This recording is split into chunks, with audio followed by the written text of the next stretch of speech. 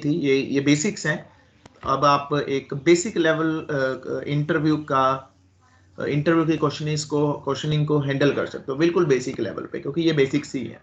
ये जितना भी हमने किया है ये आपकी सिर्फ एक नी रख चुकी है, ठीक है, क्लासेस के कॉन्सेप्ट की, क्योंकि अब इन्हीं को आगे यूज करके इनके फर्दर फंक्शनैलिटीज को हमने वो करना है, डिस्कस करना है। फ्रेंड फंक्शन क्या है, फ्रेंड क्लास क्या है, ठीक है जी, ऑपरेटर ओवरलोडिंग क्या है, उसके बाद आपका इनहेरिटेंस क्या है, तो ये सब चीजें ही है, बस इतना कुछ ही है, ज्यादा। लेकिन इन चीजों के अंदर बारीकियां हैं, ठीक है, वो बारीकियों को अपने को समझना है और उसको इम्प्लीमेंट करना है। वो will do each and everything practically, ठीक है, जो अभी तक हम कर ही रहे हैं। तो थ्रेटिकल चीजें इसके पॉइंट ऑफ व्यू में थ्रेटिकल थोड़ी सी इंपॉर्टेंट है, तभी मैं आप लोगों को पहले उसकी सिग्निफिकेंस बता रहा हूँ, उसका महत्व बता रहा हूँ कि क्यों हम जा रहे हैं। जब हमारे पास, मैंने आपको दिखाया था, हमारे पास शैलो कॉपी है, तो हम डीप कॉपी पे क्यों गए, ठीक है जी। तो ये जब तक हमें ये नहीं पता होगा तो हम फिर उसको क्रैम कर रहे हैं, उसको रट्टा लगा रहे हैं, ठीक है कि सर एक शैलो कॉपी है, एक डीप कॉपी है, लेकिन हमें नहीं पता कि हम क्यों जा रहे हैं, उसका रीजन क्या है। तो आई होप कि अगर आपने वो लास्ट लेक्चर लगाया होगा तो आपको वो पता लग गया होगा कि अगर शैलो कॉपी है तो उसमें कमियां क्या थी, तो हमें डीप कॉपी पे जाने की जरूरत क्यों पड़ी, ठीक है। उसके बाद म्यूटेटर्स, अगर मैं इंडस्ट्री पॉइंट ऑफ व्यू की बात करूं तो वहां पे हम यही बोलते हैं, mutators, accessors, facilitators, inquiry function, destructor. तो चलो खैर सी प्लस प्लस में ही रहता है, बाकी में इतनी जरूरत नहीं पड़ती, पड़ जाती है, पाइथन में भी पड़ जाती है। लेकिन ये सब चीजें हैं, ये टेक्निकली कन्वर्सेशन है, जब हम टेक्निकली बात करेंगे। अगर आप इंटरव्यू में ऐसी कुछ चीजें बताने की कोशिश करोगे तो आपका इम्पैक्ट बहुत अच्छा पड़ेगा। वहां पे लगेगा कि ये बंदा जो है वो इंडस्ट्री पॉइंट ऑफ व्यू से ही चल रहा है, ठीक है जी।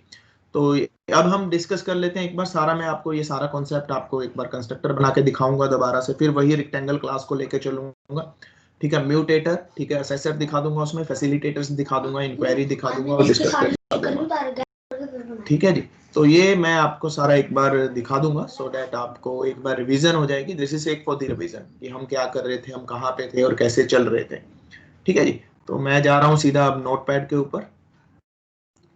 सी प्लस प्लस आपका ये फोल्डर है,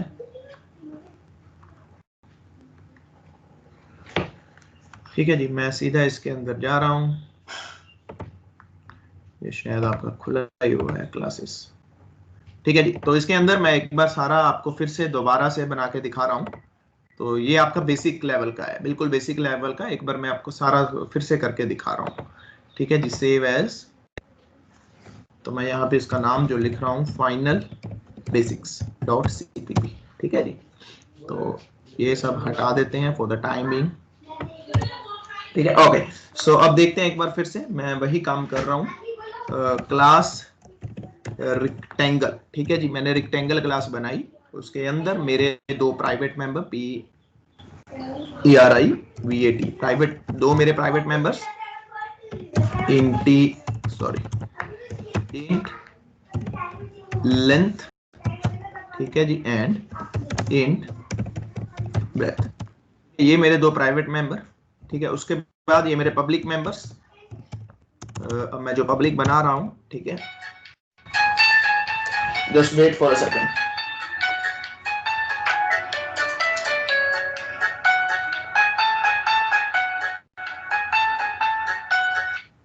हाँ जी बता जी, बढ़िया बढ़िया भाई, तो सुना। नहीं नहीं ठीक है यार, ठीक है। तेरे तो रात हुई भी होनी है ना इस टाइम, करवा चौथ वाली रात है ना तेरे तो, साढ़े तो हो लिया कल। हाँ हाँ मैं ला लिया सी। हाँ अच्छा अच्छा अच्छा,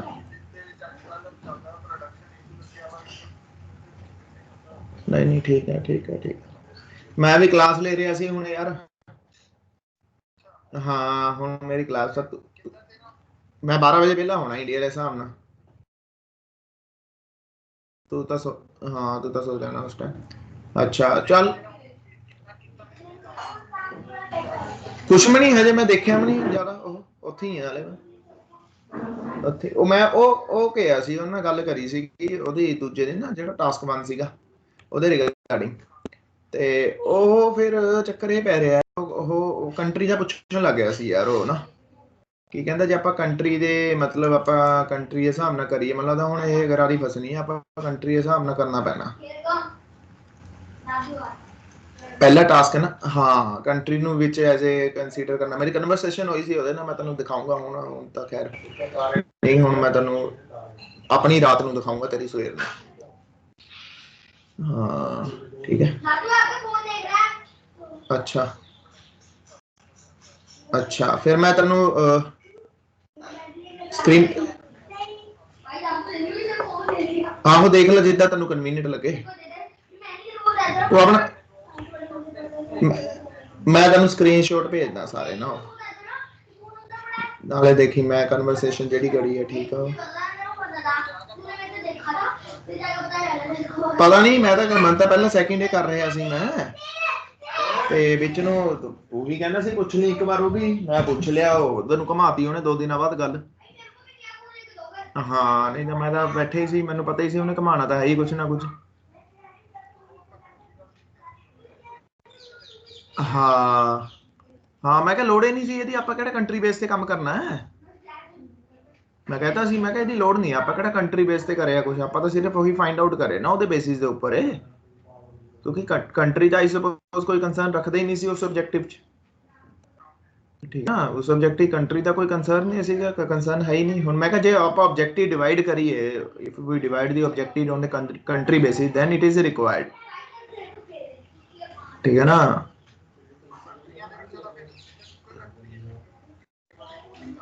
ਹਾਂ ਤਾਂ ਫਿਰ ਹਾਂ ਹਾਂ, ਚੱਲ ਮੈਂ ਤੈਨੂੰ ਨਾ ਸਕਰੀਨਸ਼ਾਟ ਭੇਜਦਾ ਸਾਰਾ ਨਾ,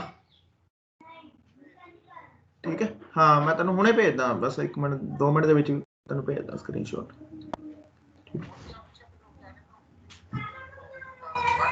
ਨਹੀਂ ਉਹ ਮੈਂ ਤਾਂ ਕੱਲ ਮੈਸੇਜ ਰਿਪਲਾਈ ਨਹੀਂ ਕਰਿਆ ਯਾਰ, ਬੰਦ ਹੋ ਗਿਆ ਸੀ 5 ਵਜੇ ਤੋਂ ਬਾਅਦ ਆਇਆ ਮੈਸੇਜ, ਮੈਂ ਤਾਂ ਰਿਪਲਾਈ ਨਹੀਂ ਕਰਿਆ 5 ਵਜੇ ਤੋਂ। ਆਪਾਂ ਕਾਹਨੂੰ ਰਿਪਲਾਈ ਕਰਨਾ, ਸਾਡਾ ਟਾਈਮ ਹੀ ਨਹੀਂ ਹੈ ਇਸ ਤੋਂ ਬਾਅਦ। ਹਾਂ ਵਿਹਲੇ ਥੋੜੀ ਆ। ਬਾਕੀ ਡਿਟੇਲ ਤਾਂ ਉਹਨੇ ਲੈ ਲਈ ਸੀ ਮੇਰੀ ਅਕਾਊਂਟ ਅਕਾਊਂਟ ਦੀ।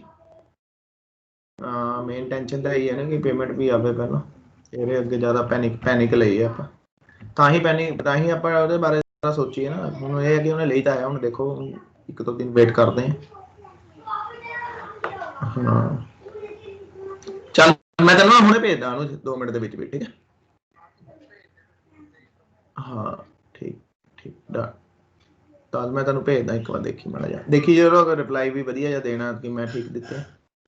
ਠੀਕ, ਚਲ okay okay Bhai, thank you thank you bus, thank you.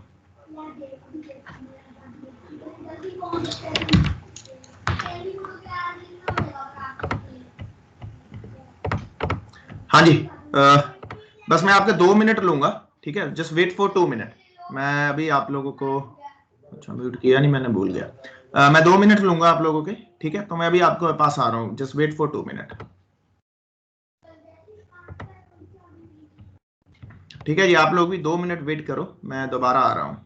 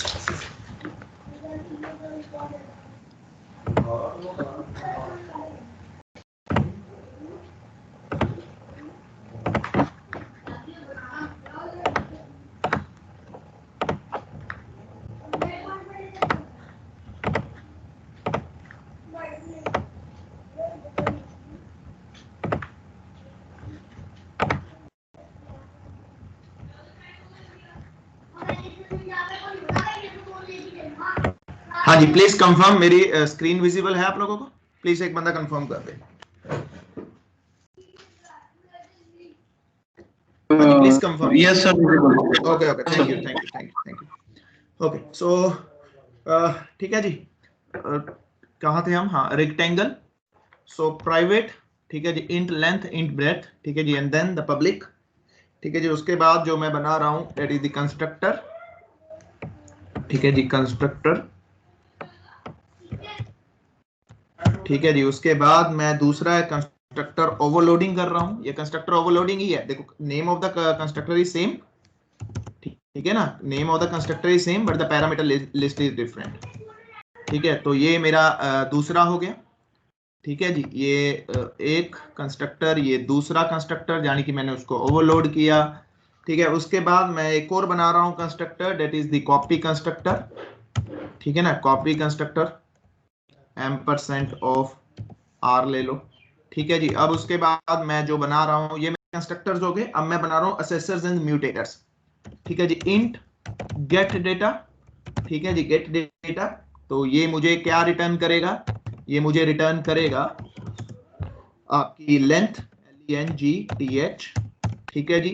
ये मुझे लेंथ रिटर्न करेगा। उसके बाद मैं बना रहा हूं म्यूटेटर्स, ठीक है। ये मेरा हो गया ये दूसरा म्यूटेटर है, ठीक है। तो मैं इसी को कॉपी कर लेता हूं, कंट्रोल-C, कंट्रोल-V। तो यहाँ पे गेट डेटा की जगह मैं लिख रहा हूं गेट लेंथ, ठीक है, LNGTH, ठीक है जी। और यहाँ पे मैं लिख रहा हूं गेट ब्रेथ, EADTH, ठीक है जी। तो ये मुझे क्या रिटर्न करेगा? ये मुझे ये वाला वेरिएबल रिटर्न करेगा, कंट्रोल-C, कंट्रोल। देखो, मैंने इसकी डेफिनेशन अंदर ही दे दी। क्यों दे दी? क्योंकि ये छोटा सा फंक्शन है, मुझे बार बार जरूरत पड़ सकती है। अगर बाहर देनी चाहते हो तो आप बाहर दे सकते हो, कोई बड़ी बात नहीं है, ठीक है। लेकिन अभी कंस्ट्रक्टर की डेफिनेशन भी मैं बाहर दे रहा हूं। चलो, इसकी भी एक काम करते हैं, इसकी डेफिनेशन भी हम बाहर ही दे देते हैं, सो दैट आपका कंसेप्ट बिल्कुल क्लियर हो जाएगा। मैं इसको कॉपी कर लेता हूं, ठीक है। हम इसको क्यों करना, जब हम सारा कुछ बाहर ही कर रहे हैं तो सारा कुछ बाहर ही रखते हैं, ठीक है जी। तो ये इसको मैं सेमीकोलन दे रहा हूं, इसको भी मैं सेमीकोलन दे रहा हूं, ठीक है। मैं थोड़ा सा नीचे जा रहा हूं, तो यहां पे मैं उसको पेस्ट कर रहा हूं, ठीक है, सो दैट आपको वो हो जाए, ठीक है। तो ये मैंने म्यूटेटर्स दे दिए, ठीक है जी। अब उसके बाद असेसर भी चाहिए अपने को, है ना। असेसर करेंगे, वो सेट करेंगे। तो इसी को कॉपी करते हैं। तो ठीक है, तो मैं बना रहा हूं वाइड सेट, LENGTH, ठीक है जी, जो लेंथ सेट करेगा, वाइड SET सेट, BREADTH, जो ब्रेथ सेट करेगा, ठीक है। तो ये हो गए मेरे असेसर्स एंड म्यूटेटर्स, ठीक है। तो उसके बाद आगे बढ़ते हैं। अब बनाते हैं फैसिलिटेटर्स, जो आपको फैसिलिटेट, तो इंट एरिया, AREA, एरिया हो गया, ठीक है जी। उसके बाद दूसरा है इंट पेरीमीटर, पेरी बना लेते हैं, ठीक है, पूरा लिखने की बजाय इंट पेरी। तो ये पेरीमीटर वाला है, ठीक है जी। ये हो गए अपने फैसिलिटेटर्स, ठीक है। उसके बाद इंक्वायरी भी बना लेते हैं, बूल SQUARE, ठीक है जी, इज स्क्वायर, ठीक है जी। तो उसके बाद एक कंस्ट्रक्टर भी बना लेते हैं। कंस्ट्रक्टर जो बनता है वो टिल्ड साइन से बनता है, ठीक है। तो उसकी जो नेम रहता है, क्लास का नेम और इसका नेम जो सेम रहता है, कंस्ट्रक्टर का नेम भी सेम होता है, डिस्ट्रक्टर का नेम भी सेम होता है, लेकिन यहाँ पे जो साइन है ये टिल्ड साइन है, इसको टिल्ड साइन बोलते हैं। ये कहां मिलेगा आपको? अपने कीबोर्ड को चेक करो, एस्केप के नीचे आपको मिलेगा, शिफ्ट से प्रेस होता है जिनको नहीं पता, ठीक है, शिफ्ट के साथ प्रेस होगा, एस्केप के बिल्कुल नीचे देखो आपको टिल्ड साइन मिल जाएगा, ठीक है जी। तो ये आपकी क्लास जो है वो रेडी हो चुकी है, ठीक है। तो मैं डेफिनेशन यहां पे लिख देता हूं, ठीक है, आप लोगों को मैं शेयर कर दूंगा। कंस्ट्रक्टर हो गया, ठीक है जी, ये आपका हो गया गेट लेंथ वाला है, तो ये म्यूटेटर,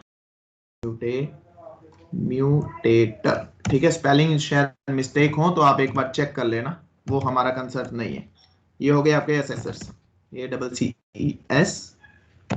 CESSOR असेसर्स, ठीक है जी। ये म्यूटेटर असेसर्स, ये बना देते हैं फैसिलिटेटर्स। चलो, ये तो पता है ना सबको, कमेंटिंग हो रही है, ऐसे ही कमेंट होते हैं सारे जब भी आप फाइनल प्रोडक्शन कोड बनाते हो, ठीक है जी। उसके बाद इसको बना लेते हैं इंक्वायरी, ENQUIRY, इंक्वायरी, ठीक है जी। तो ये हो गया आपका डिस्ट्रक्टर, लो जी, ESTRUCTOR, ठीक है जी। तो ये लो, ये आपकी क्लास बिल्कुल रेडी है, ये ब्लूप्रिंट रेडी है, देखो दिस इज द ब्लूप्रिंट। अब ये ब्लूप्रिंट है, ठीक है ना। अब देखो, अब जो मैं फंक्शंस की डेफिनेशन दे रहा हूं, अब आउटसाइड द क्लास दे रहा हूं, ठीक है, आउटसाइड द क्लास। तो उससे पहले मैं क्या कर रहा हूं, मैं जस्ट एक मेन फंक्शन बना रहा हूं, ठीक है, और यहां से मैं रिटर्न करवा रहा हूं रिटर्न 0, ठीक है जी। तो ये मेरा मेन फंक्शन हो गया। अब मुझे डेफिनेशन देनी है हर एक चीज की, ठीक है। तो अब ये मुझे पता है, जब मैंने क्लास को देखा तो ये मेरी क्लास बन चुकी है, ठीक है। ये उसके अंदर 2 प्राइवेट डेटा मेंबर्स हैं, ठीक है, ये पब्लिक कंस्ट्रक्टर है, ठीक है, म्यूटेटर्स हैं, असेसर्स हैं, फैसिलिटेटर्स हैं, इंक्वायरी है, ठीक है, डिस्ट्रक्टर है। तो ये मुझे पता लगे कि मेरी क्लास के अंदर ये सब कुछ है। अब इसकी डेफिनेशन जो मैंने आउटसाइड द क्लास देनी है, जब आपको पता है कि आपको आउटसाइड द क्लास देनी है, तो आपको पता है कि आपको स्कोप रेजोल्यूशन ऑपरेटर का यूज करना पड़ेगा। और हमें यह भी पता है कि अगर हमें इसको आउटसाइड द क्लास देना है तो देने का कारण क्या है, हम क्यों दे रहे हैं, है ना, व्हाई वी आर गिविंग, हम क्यों दे रहे हैं आउटसाइड द क्लास, ठीक है। तो अभी जो मैं दे रहा हूं वो आउटसाइड द क्लास, इसकी डेफिनेशन देने वाला हूं। तो सबसे पहले जो मेरे पास है, कहता जी कंस्ट्रक्टर है जी, उसकी डेफिनेशन दे दो।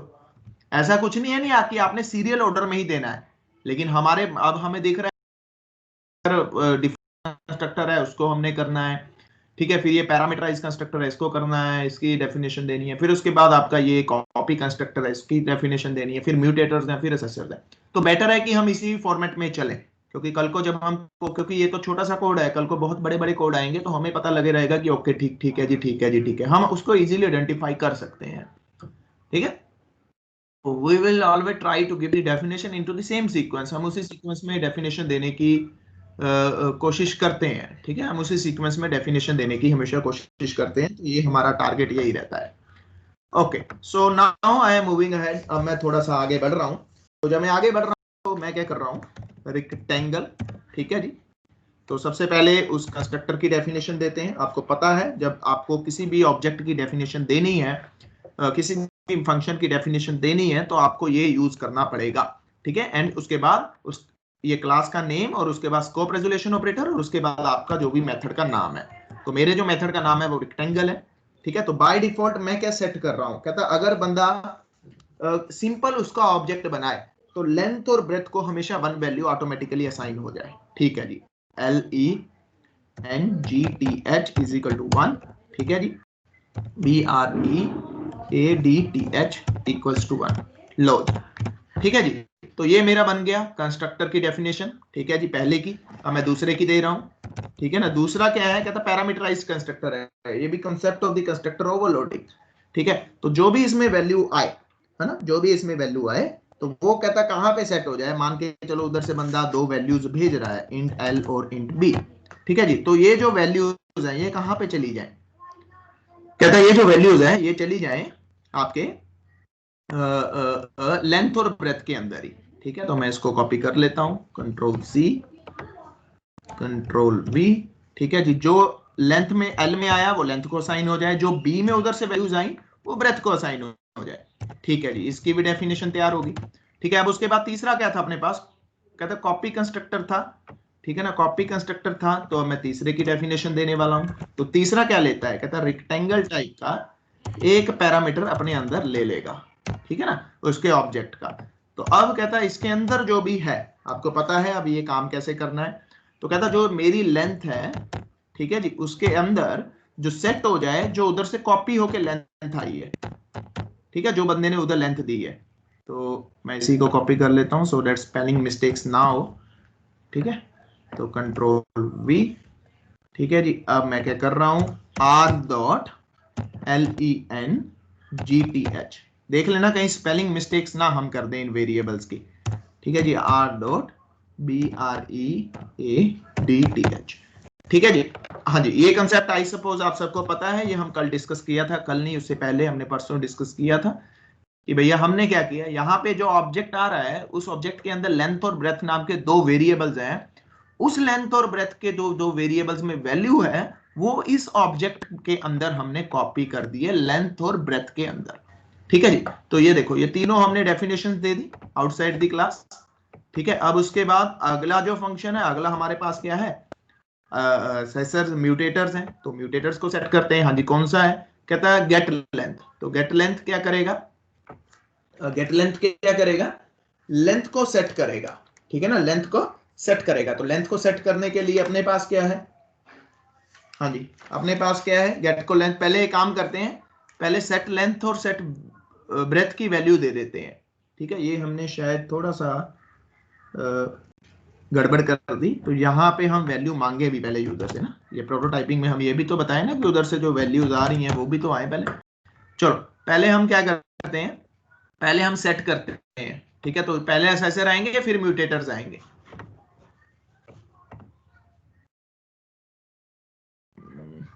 ठीक है।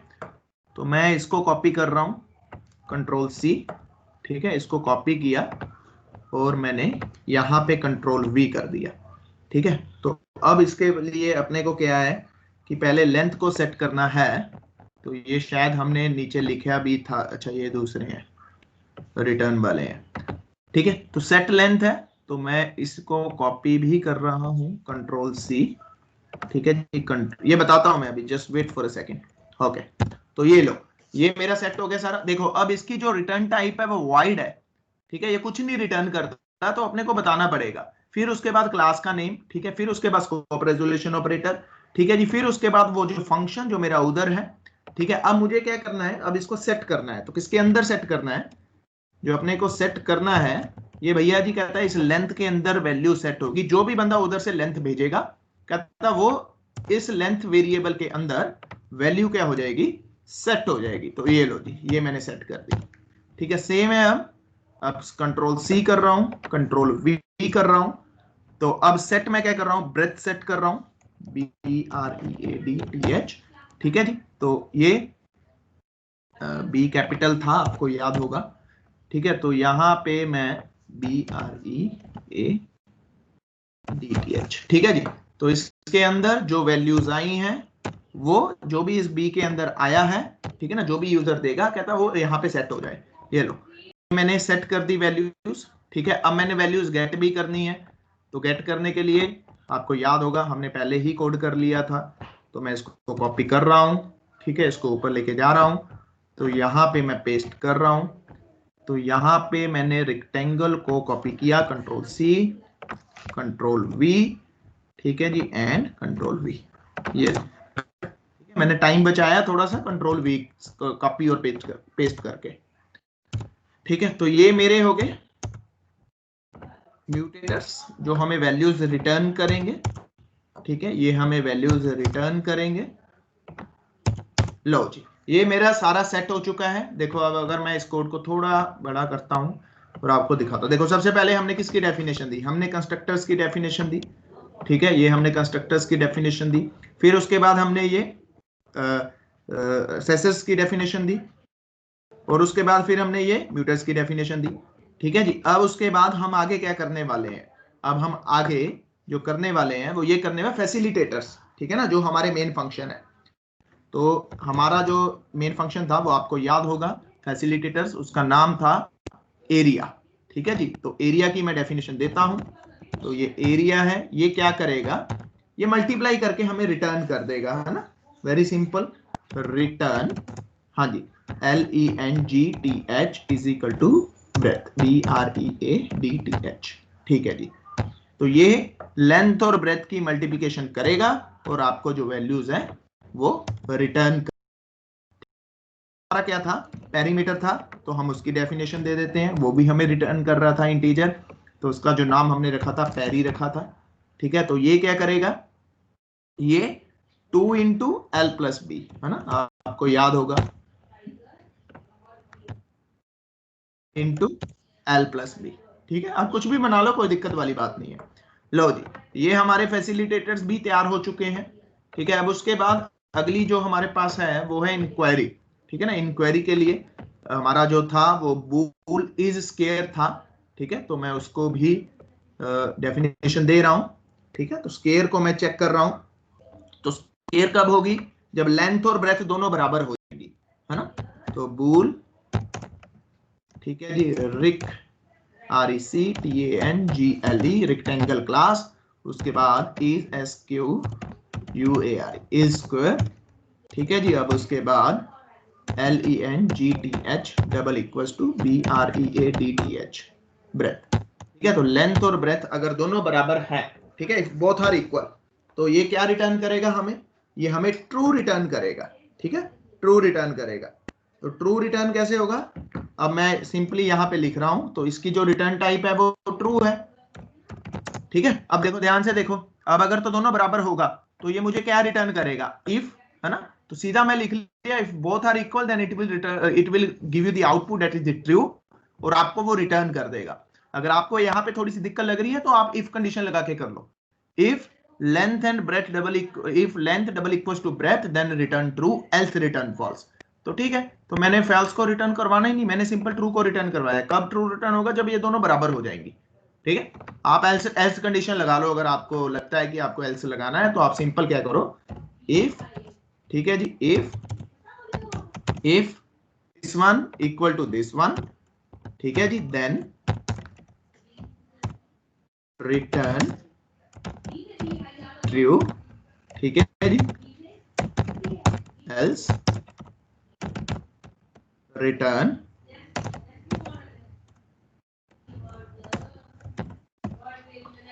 फॉल्स, ठीक है। यहाँ पे स्पेलिंग मिस्टेक है, इसको ठीक कर देते हैं, रिटर्न। लो जी, तो ये आपका बन गया आपका इंक्वायरी फंक्शन, ठीक है जी।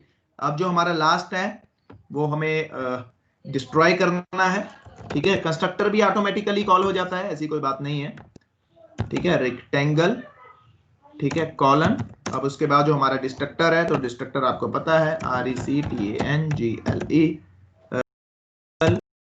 उसके बाद मैं सिंपल कर रहा हूं, सिंपल कुछ भी नहीं है, ये ऑटोमेटिकली कॉल हो गया। तो सी आउट करवा रहा हूं, तो सी आउट में मैंने क्या करवाया, RECTANGLE डिस्ट्रॉय, ठीक है जी। चलो, ये फाइनली ऑटोमेटिकली कॉल होगा, आपको इसको एक्सप्लिसिटली कॉल करने की जरूरत नहीं है, डिस्ट्रक्टर और कंस्ट्रक्टर जो होते हैं ऑटोमेटिकली कॉल हो जाते हैं, ठीक है। ये हमें पता लग गया कि हमारा डिस्ट्रक्टर चल गया, लेकिन लेटर हम इसके बारे में थोड़ा और पढ़ेंगे, ठीक है। तो ये देखो पूरा का पूरा अपनी क्लास जो है रेडी है, ये आप ही ने लिखी है। अब देखो कितनी बड़ी होगी, बातों बातों में ही हमने देखो कम से कम 50-60 लाइनें तो लिख दी है, ठीक है। अभी हमने इसको कॉल करना है, ठीक है। तो ये हमने सारी definition the, definition outside the class. अब आपको पता है हमने आउटसाइड द क्लास क्यों दी। अगर आपसे कोई क्वेश्चन करे कि why that we define the outside the class, the reason is that inside the class it is treated as an inline function, and inline function are not suitable for the complex logics. That's why we define everything outside the class with the help of the scope resolution operator that you are supposed to give the definition outside the class. Okay, so the syntax for the same is, first that you have to be tell, okay, this one is the class name, and then you have to use the scope resolution operator, and after that you are supposed to call that function, okay, which you are going to give the definition outside the class. तो ये पूरी आपकी एक answer बन गया आपके question का, ठीक है, कि क्यों हमने दिए और कैसे हम दे रहे हैं। क्लियर है जी। सो मैंने आपको दिखा दिया कंस्ट्रक्टर क्या है, म्यूटेटर क्या है, असेसर्स क्या है, और फैसिलिटेटर्स क्या है, इनक्वायरी क्या है, डिस्ट्रक्टर क्या है। अब मैं आगे जो आपको करने वाला हूं, अब इसको कॉल करते हैं। हमने सारा कुछ तैयार कर लिया, ठीक है जी, अब इसका ऑब्जेक्ट बनाते हैं, इसको कर देते हैं डिलीट, ये हमें अब और नहीं चाहिए, thank you very much. Okay, तो अब हम क्या कर रहे हैं, इसको कॉल करते हैं, ठीक है ना, इसको कॉल करते हैं। तो इसको कॉल करने के लिए अपने पास सबसे पहले क्या है, तो सिंपल है, ठीक है, मेन के अंदर गए तो एक आपका ऑब्जेक्ट बनेगा रेक्टेंगल, ठीक है जी, R1। अगर तो मैं सिंपल R1 बना रहा हूं तो कौन सा कंस्ट्रक्टर चलेगा, तो ये वाला कंस्ट्रक्टर जो है वो इंप्लीमेंट हो जाएगा, दिस वन बाय डिफॉल्ट, ठीक है, this one would be implemented and length become 1 and breadth become 1। अगर मुझे ये वाला कंस्ट्रक्टर को ओवरलोड करना है, यानी कि इसको इंस्टेंशिएट करना है, तो ये कंस्ट्रक्टर कहता है कि दो पैरामीटर्स ले रहा हूं, यानी कि दो वैल्यूज ले रहा हूं। अब जब मैं दो वैल्यूज ले रहा हूं तो that you are suppose to pass these two values over here, ठीक है ना, तो आपने पास की 10 और 20 आपने पास कर दी, यानी कि अब जो कंस्ट्रक्टर चला ये दूसरे वाला चला जो दो पैरामीटर्स ले रहा है, ठीक है। अब उसके बाद मैं क्या कर रहा हूं, R1 का एरिया कैलकुलेट कर रहा हूं, तो सी आउट ऑफ, ठीक है जी, तो मैं जो कर रहा हूं एंड एल जरूर लगा लेते हैं, ठीक है। और इसके बाद मैं लिख रहा हूं एरिया, ठीक है, एरिया ऑफ R1, यानी कि R1 का जो एरिया है वो कैलकुलेट करके बता, तो वो कौन बताएगा, वो फैसिलिटेटर्स बताएंगे आपको, ठीक है, वो फैसिलिटेटर्स बताएंगे। तो फैसिलिटेटर्स पता है आपको कौन सा है, अपना एरिया है, R1 डॉट एरिया, ठीक है, AREA, एरिया फंक्शन को मैंने कॉल किया, तो जो भी कैलकुलेशन है 200 आपके सामने रिजल्ट आ जाएगा, ठीक है। अब मैं इंक्वायरी से इंक्वायरी कर रहा हूं, ठीक है ना, अब मैं इंक्वायरी फंक्शन से इंक्वायरी कर रहा हूं, इज इक्वल या इज स्क्वायर SQUARE, ठीक है, कि मैं पूछ रहा हूं कि क्या दोनों स्क्वायर हैं, इज R1 स्क्वायर रेक्टेंगल, ठीक है। तो आपको पता है अब कौन सा है, आपको पता है अब कौन सा है, तो अपने लिए जो इंक्वायरी है वो कौन सी है, उसका नाम क्या रखा था हमने, इज स्क्वायर, ठीक है। तो इस फंक्शन को कॉल कर लो, कंट्रोल सी कर रहा हूं, ठीक है, कि स्पेलिंग मिस्टेक ना हो इसलिए मैं ज्यादा कंट्रोल सी कर रहा हूं, ठीक है जी। ओके, तो अब now it will tell you कि क्या ये स्क्वायर है कि नहीं है, ठीक है, क्या ये स्क्वायर है कि नहीं है। तो आपके सामने अगर तो ये स्क्वायर होगा, तो ये स्क्वायर नहीं है, तो आपके सामने जो रिजल्ट आएगा वो फॉल्स आएगा, ठीक है, वो फॉल्स आ जाएगा। ओके, तो उसके बाद दैट्स इट, तो इतना ही करते हैं पहले, फिर उसके बाद और एक आधा फंक्शन कॉल करके देख लेंगे। तो सेव कर रहा हूं, ठीक है, स्पेलिंग मिस्टेक है, ओके, RECTAN, ठीक है जी, गुड, शाबाश, ठीक है जी। तो ये मैंने सेव कर दिया, अब इसको रन करते हैं, इसको कंपाइल करते हैं, CMD, ठीक है जी, CMD GCC final basics, hopefully we didn't do any mistake and ये लो जी, बातों में ही देखो बातों में कितना बड़ा कोड कर दिया, ठीक है। और आप जिसे डरते हो देख के डर जाते हो, हमने बातों में किया है, आपसे बात करते करते इतना कोड बना दिया, ठीक है। और देखो कितना आसान है, कोई ज्यादा नहीं है, लेकिन मिस्टेक्स बहुत है। तो मिस्टेक है true was not into this scope, okay, तो मैंने पाइथन का कॉन्सेप्ट यूज कर दिया, तो यहां पे जो कॉन्सेप्ट था वो आपका ये था, ठीक है, तो ये था, तो इसको डबल कोट्स में सीधा करके ट्रांसफर कर देते हैं, शायद अब भी ये एरर देगा। सो इसको सेव करते हैं, अब इसको एक बार रन करते हैं और देखते हैं और क्या एरर थी। ये रेक्टेंगल हमने सेमीकोलन कहीं पे मिस कर दिया, तो देखो कहाँ पे मिस किया है, लगाया तो हुआ है, ये कहाँ पे एरर दे रहा है, डिफाइन इम्प्ली डिक्लेयर रेक्टेंगल, स्पेलिंग तो नहीं मिस्टेक, जरा चेक करो, देखो स्पेलिंग तो नहीं कहीं पे मिस्टेक कर दिए, RECTANGLE, स्पेलिंग तो ठीक है भैया, चलो इसी को कॉपी कर लेते हैं, कंट्रोल V, देख लेते हैं ये क्या एरर दे रहा है, एरर आनी तो नहीं चाहिए, still getting error, class rectangle, देख लेते हैं जी एक बार दोबारा से कंपाइल करते हैं, फिर पढ़ते हैं कि क्या एरर है। देखो कहीं पे टोकन वोकन भी मिस है यार।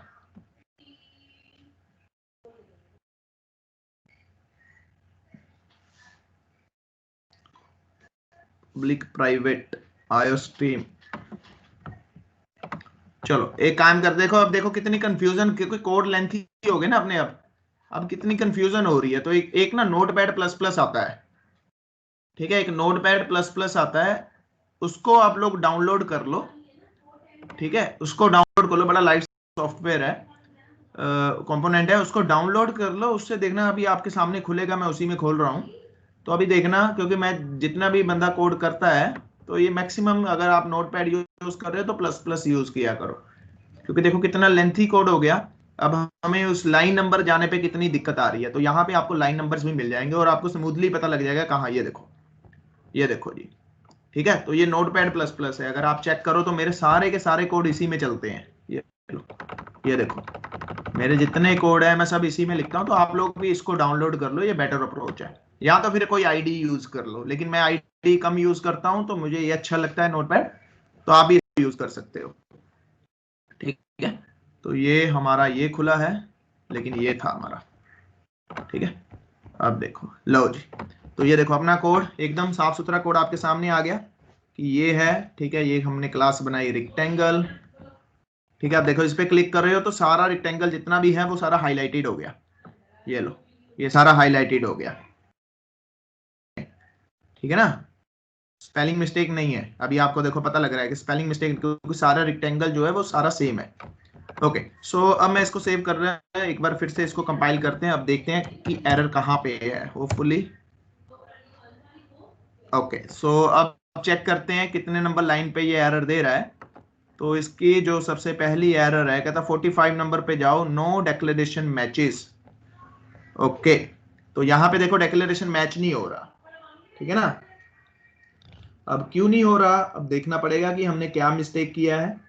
तो कहते हैं डिक्लेरेशन मैच नहीं हो रहा, तो हमने डेफिनेटली कोई ना कोई मिस्टेक किया है। तो इसका जो सिग्नेचर है वो ये है, ठीक है। इसका जो सिग्नेचर है ये, हम इसको कॉपी करते हैं, ठीक है। अब नीचे चलते हैं। अच्छी बात है, ये एरर्स आई हैं, हमें सीखने के लिए मिला। देखो हमने यहाँ पे सिग्नेचर में मिस कर दिया।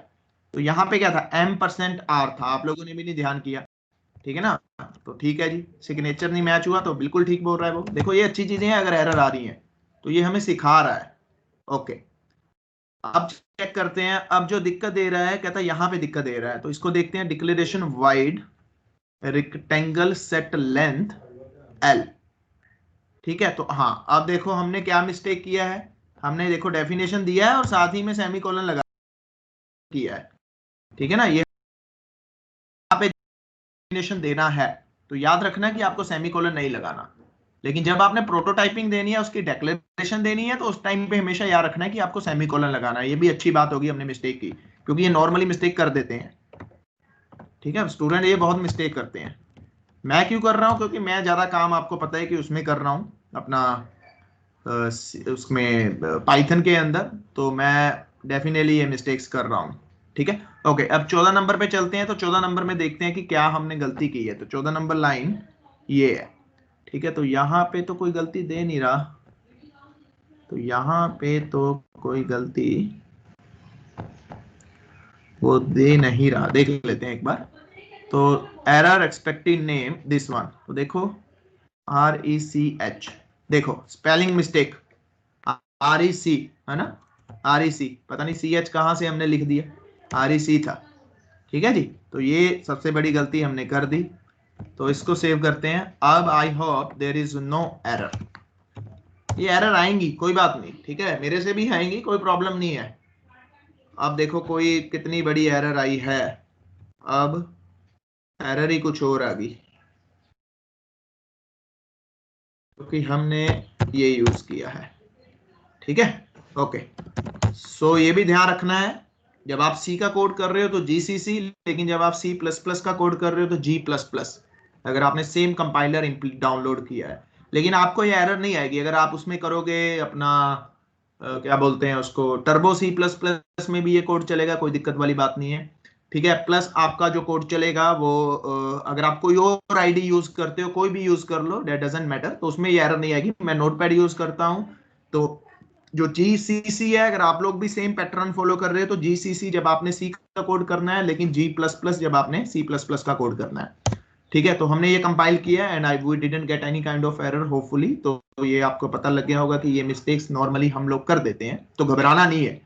अगर इतनी एरर्स आई तो घबराना नहीं है, और कोशिश करो, देखो प्रॉपर इंडेंटेशन में लिखो कोड, देखो कितना लग रहा है, ठीक है, कि कौन सी चीज किसके साथ एसोसिएटेड है। Always try to do this, okay. ये लो जी, कहता एरिया R1 2200, ठीक है, जो हमने 10 और 20 दिया था उसने कैलकुलेट करके हमें दे दिया। इज R1 स्क्वायर, तो ये जो आउटपुट आ रही है ये 1 आ रहा है, तो आई थिंक ये उसको एज ए 1 रिटर्न कर रहा है, तो ये देखना पड़ेगा, रिटर्न 1, ठीक है। तो ये ट्रू और फॉल्स को एज इट इज ले रहा है, ठीक है, एक मिनट, ठीक है। एक बार दोबारा इसको कंपाइल करते हैं, फिर एक बार दोबारा से चलाते हैं। सो कहता है एरिया R1, ठीक है जी, that is the 200 is square 1 क्यों रिटर्न कर रहा है, आई डोंट नो 1 क्यों रिटर्न कर रहा है। इज स्क्वायर रिटर्न 0 कर लेते हैं। अच्छा, ठीक है जी, क्योंकि हमने जो रिटर्न टाइप लिखी है ना ऊपर देखो, ट्रू और फॉल्स लिखी है, बूल लिखी है, तो ये ट्रू चलना चाहिए इधर, आई सपोज ये चलना चाहिए इधर। देख लेते हैं कि कोई एरर ना आए तो अच्छी बात है, नहीं तो फिर एक और चीज है और करके देखते हैं, क्योंकि हमने बूल लिखा है ना, तो बूल हमेशा 1 और 2 ही रिटर्न करेगा। ये देखो ये यहाँ पे नहीं चल रहा, तो आई सपोज जो यहाँ पे ट्रू है वो शायद ऐसे चलता है, मुझे भी याद नहीं है, ठीक है, यहाँ पे शायद ये ऐसे इंप्लीमेंट हो, तो एक बार देख लेते हैं। नहीं, not declare into this scope, okay. So यहाँ पे सिंपल फिर हम एक काम करते हैं, इंट करते हैं, तो ये देख लेंगे, कोई दिक्कत नहीं है। रिटर्न 1 अगर तो दोनों सही है, रिटर्न 0, ठीक है, अगर तो ये है, तो उधर से हम यहाँ पे भी उसकी प्रोटोटाइपिंग चेंज करते हैं, तो यहाँ पे चलते हैं इंट, ठीक है जी। तो हमने थोड़ा सा चेंज किया रेदर देन बूल, लेकिन नॉर्मली जो इंक्वायरी होती है वो बूल से ही चलती है, ठीक है, वो बूल से ही चलती है। तो हमने for the time being check कर लूंगा कि ये क्यों नहीं ले रहा उसको ऐसे, तो ये चीज हम ऐसे इंप्लीमेंट करते हैं, ठीक है, ओके। ये लो जी, कहता है इज R1 स्क्वायर, तो 0 आ रहा है, तो 0 का मतलब नहीं, ये स्क्वायर नहीं है। अगर 1 आता तो ट्रू होता, तो 1 कब आएगा, जब मैं दोनों 10-10 भेजूंगा, ठीक है, ये तो सिंपल सा लॉजिक है, कोई कॉम्प्लिकेटेड नहीं है। तो जब मैं दोनों 10-10 भेजूंगा तो 100 आउटपुट आएगी और वहां पे आउटपुट आएगी 1, ठीक है जी। तो ये आपका पूरा पूरा का पूरा कॉन्सेप्ट है, how you can perform this. ये देखिए हमने, मैं एक बार शुरू से फिर रिवाइज मार रहा हूँ, देखो देखो बातों बातों में हमने कोड कितनी लाइनों का लिख दिया, और आप इससे डरते हो इतने बड़े, क्योंकि अब आगे बड़े बड़े कोड ही आने हैं। तो 114-15 लाइनों का अप्रोक्सीमेटली, अगर इसको मैं थोड़ा कम कर दूं, ये लो जी, तो 110 लाइनों का कोड हमने लिख दिया, बातों बातों में हमने 110 लाइनों कोड लिखा, और ये कुछ भी नहीं है कोड, ये कुछ भी नहीं है। अब आप ये लगा के चलो कि अगर ये 110 लाइनों कोड है, जब हम एक्चुअल कोड पे आएंगे तो वो तो 500 से या 700 लाइनों का कोड जाएगा, याद रख लेना मेरी बात, ठीक है। और देखो कुछ भी नहीं है, सी प्लस प्लस में दिक्कत यही है कि आपको कोड बहुत लिखना पड़ता है। अब पाइथन में ये चीजें नहीं है, पाइथन में अगर मैं सेम यही काम करूंगा तो बाहर बूर करने का कोई सीन ही नहीं है, तो मैं सीधा वहां पे लिखता जाऊंगा, लिखने के बाद मेरा हार्डली यही काम सारा 10 या 15 लाइनों में हो जाएगा, ज्यादा से ज्यादा 20 लाइनें। तो यहाँ पे देखो 100 लाइनें हमने लिखी हैं, ठीक है, हमने थोड़े गैप भी दिए हैं, तो ये लगा के चलो कि अगर एक एक दो दो गैप भी हैं तो भी कम से कम ये 70 से 80 लाइनों का कोड है, आराम से है, ठीक है, आराम से 70 से 80 लाइनों का कोड है। लेकिन अब ये देखो कि आप लोग इसको समझो, ये मत देखो इसकी लेंथ पे मत जाओ, इसको समझने की कोशिश करो कि हमने कुछ भी नहीं किया, हमने सब कुछ एक ऑर्गेनाइज्ड वे में कर दिया। हमने पहले देखो प्राइवेट, मैंने आपको क्या बोला था पहले दिन की, अपने जो डेटा मेंबर्स होते हैं वो हमेशा प्राइवेट रहेंगे, ठीक है, जो हमारे मेंबर फंक्शन होते हैं वो हमेशा पब्लिक ही होते हैं, लेकिन कुछ हम प्राइवेट भी रखते हैं, कोई बात नहीं, वो जो हम डिस्कस करेंगे कॉन्सेप्ट तब आएगा। तो ये मैंने कंस्ट्रक्टर बनाए, ये मैंने म्यूटेटर्स बनाए, ये मैंने एसेसर्स बनाए, ये मैंने फैसिलिटेटर्स बनाए, ठीक है, ये मैंने इंक्वायरी बनाई, ये मैंने डिस्ट्रक्टर बनाया। तो ये मेरे सारे के सारे। अब देखो, अब सीधी बात है, अब देखो, अब मान के चलो कि ये जो फंक्शन था इसका जो ये जो एरिया था इसका 500 लाइनों का कोड था। यहाँ पे तो 2 लाइनों का कोड है ना, तो वहां पे मान के चलो ये 500 लाइनों को इसकी फंक्शनैलिटी थी। अब आप एक प्रोग्रामर हो, ठीक है, आपको ये मैंने दे दिया, मैंने कहा ये लो जी, ये मेरा बना हुआ प्रोजेक्ट है, ये उसकी क्लास है, इसको ठीक करके आपको मुझे रिटर्न करना है शाम तक।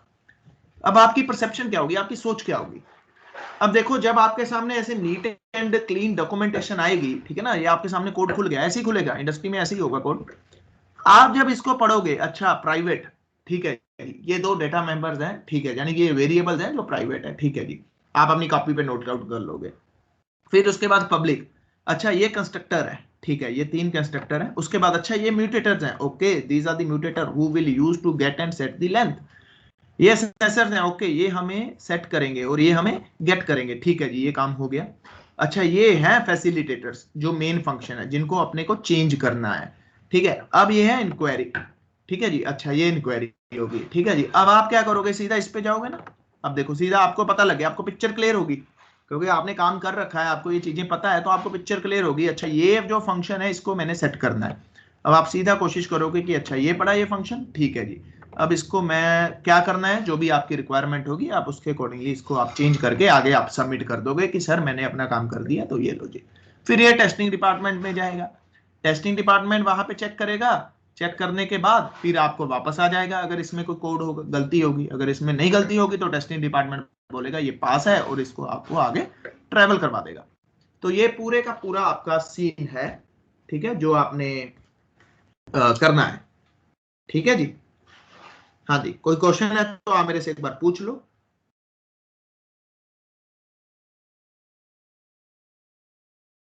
हाँ जी, पूछ लो एक बार।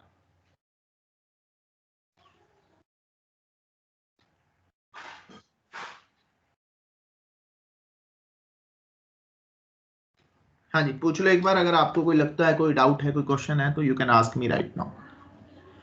ये मैं कोड आपको शेयर कर दूंगा, तो एक बार इसको अपने अकॉर्डिंगली चेंज करके देख लेना, ठीक है, कुछ और फंक्शन डाल देना, कुछ और चीजें डाल देना, क्योंकि ये बड़ा बेसिक सा कोड है, बड़ा आसान सा कोड है, ठीक है, इसमें ज्यादा हमने कोड नहीं लिखा, हमने ज्यादा कॉम्प्लिकेशन नहीं लिखा इसमें, ठीक है, कॉम्प्लेक्स लॉजिक्स हमने नहीं लिखे, ठीक है। तो ये मैं आप लोगों को शेयर कर देता हूँ।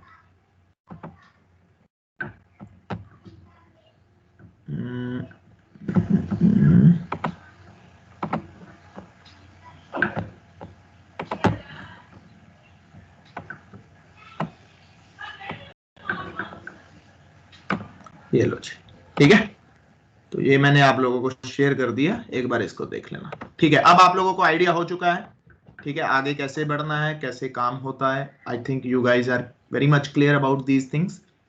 तो अब थोड़ा सा आगे बढ़ते हैं, कुछ कंसेप्ट्स आगे और सीखते हैं। तो ये तो हमारा बेसिक्स का जो फंडामेंटल्स थे वो बिल्कुल क्लियर हो चुके हैं, ठीक है। अब आगे एक आता है डिस पॉइंटर, ठीक है ना, वो भी चलो डिस्कस कर लेते हैं कई बार, क्योंकि लोड पड़ सकती है उसकी जब हम कोड बनाएंगे, तो मुझको नहीं पता, कई बार मैं लिख दूंगा, तो आपको कंफ्यूज नहीं होना उसके लिए। बड़ा आसान सा कॉन्सेप्ट है, ठीक है, छोटे छोटे कॉन्सेप्ट्स हैं लेकिन बड़े इंपॉर्टेंट कॉन्सेप्ट्स हैं, बड़े इंपॉर्टेंट कॉन्सेप्ट्स हैं, ठीक है। तो this pointer in C plus plus, Java से जो आए हैं लोग उनको तो शायद पता होगा, this pointer in C plus plus, ठीक है जी। जो बंदे जावा से आए हैं उन्होंने तो शायद ये यूज कर रखा होगा, लेकिन जो सी प्लस प्लस से हैं उनको थोड़ी सी कंफ्यूजन आ जाती है कई बार कि सर ये दिस क्या है, ठीक है। पहले तो ये समझ लेते हैं, दिस एक कीवर्ड है, ये एक कीवर्ड है जो सी प्लस प्लस में अवेलेबल है, ठीक है। अब इसका रोल क्या है, इसका जरूरत क्या है, तो दिस जो प्रेजेंट करता है, ठीक है ना, दिस जो प्रेजेंट करता है ये उस के रेफरेंसेस को प्रेजेंट करता है, ठीक है। अब मैं अगर मैं लिखूं, एक मैं फंक्शन लिख रहा हूं, ठीक है, मान के चलो एक फंक्शन लिख रहा हूं, तो ये मेरा एक ग्लोबल वेरिएबल है, ठीक है, मान के चलो ये मेरी एक क्लास है, ठीक है, क्लास के अंदर मैं एक टेस्ट क्लास बना रहा हूं just to for the reference, ठीक है। इसके अंदर मेरा एक प्राइवेट डेटा मेंबर है, ठीक है जी, उसका नाम है एक्स, ठीक है, ये प्राइवेट डेटा मेंबर है, उसका नाम है एक्स। तो उसके बाद मैंने एक फंक्शन बनाया पब्लिक, ठीक है, उस पब्लिक फंक्शन के अंदर ये मेरा सेटल फंक्शन है, ठीक है जी, असेसर्स है, तो मैंने इसको सेट किया सेट ऑफ एक्स, ठीक है। अब ये जो वैल्यू ले रहा है, इसका जो वेरिएबल है वो भी एक्स ही है। अब देखो, अब इस कॉन्सेप्ट को ध्यान से देखना, ये भी सेम है, ठीक है, ये भी सेम है। अब मैंने जो वैल्यू सेट करनी है, यानी कि जो ये वाली वैल्यू है वो मैंने इसके अंदर सेट करनी है। ध्यान से देखो, यानी कि जो बंदा उधर से वैल्यू देगा, जब मैं इसको कॉल करूंगा, ठीक है, मान के चलो उधर मैंने क्लास टेस्ट का T1 ऑब्जेक्ट बनाया, ठीक है ना, T1 ऑब्जेक्ट बनाया, मैं T1 object dot set x कर रहा हूं, सेट एक्स ऑफ 10 कर रहा हूं, तो यहां पे 10 आ गया। अब ये 10 मुझे कहां पे सेट करना है, यहां पे। अब देखो, इसका नाम भी सेम है और इसका नाम भी सेम है, तो अगर मैं करूंगा x इज इक्वल टू 10, तो होगा क्या, तो वो सबसे पहले अपने लोकल वेरिएबल, मैंने कितनी बार बोला था कि वो सबसे पहले अपने लोकल वेरिएबल को हिट मारेगा, ठीक है ना, सबसे पहले। तो वो क्या करेगा, इसकी वैल्यू, अगर आप x इज इक्वल टू 10 कर रहे हो, तो आपने ऐसे लिख दिया this x is equal to x, आपने सोच के तो ये लिखा, आपने सोच के ये लिखा कि ये x इज इक्वल टू ये x, यानी कि इसके अंदर मैंने 10 सेट कर दी, तो वो सेट नहीं हुआ, वो इसी के अंदर हुआ, वो इसी, क्योंकि ये हमेशा आपको मैंने बताया था कि कोई भी प्रोग्रामिंग लैंग्वेज है वो अपने लोकल वेरिएबल्स को पहले प्रेफरेंस देती है, तो ये x जो कंसीडर करके चल रहा है, ये x कंसीडर करके चल रहा है।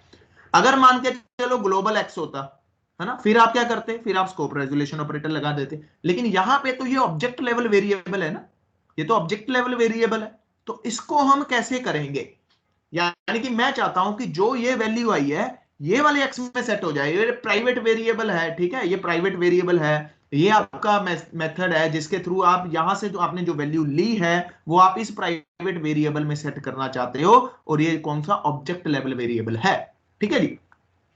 अब इसको करने के लिए मुझे जो सहारा लेना पड़ेगा, कहता when the variable names are same, okay, object level variable name and your local variable names are same, ठीक है जी, then what we can use to differentiate them with the help of this operator, ठीक है। तो मैं क्या करूंगा, मैं ये लिखूंगा दिस एक्स, ठीक है जी, एरो साइन जो हमने लास्ट टाइम भी पढ़ा था, यानी कि दिस एक्स, तो यहां पे कैपिटल है तो मैं इसको कैपिटल ही करता हूं, दिस एक्स, ठीक है जी, is equal to this X. तो इसका मतलब क्या हुआ, दिस का मतलब क्या हुआ कि ये इसको रेफर कर रहा है, इस ऑब्जेक्ट लेवल वेरिएबल को रेफर कर रहा है, व्हेन, इसको ध्यान से समझ लो, when local variable name same as member variable name, ठीक है, ये डेटा मेंबर्स है, या you can say the object level variables, या you can say the class level variables, कि जब लोकल वेरिएबल्स का नाम सेम हो जाए, ठीक है, और यहां पे, ठीक है, यहां पे क्लास वेरिएबल का नाम भी सेम हो गया,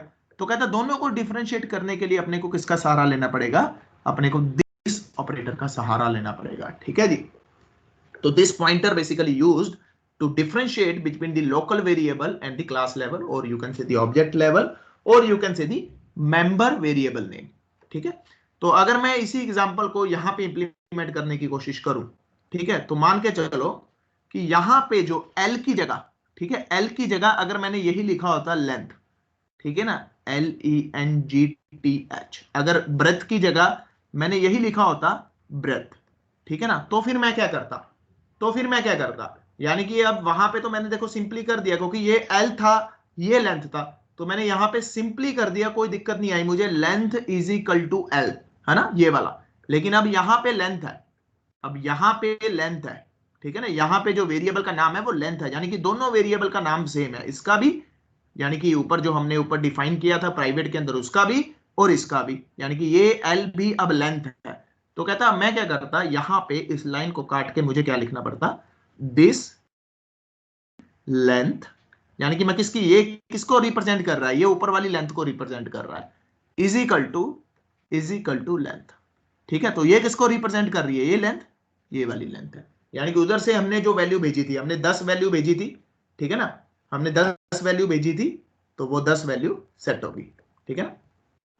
तो ये है, तो ये छोटा सा एक कॉन्सेप्ट है जो आपको मैंने अभी करवाया है, ठीक है।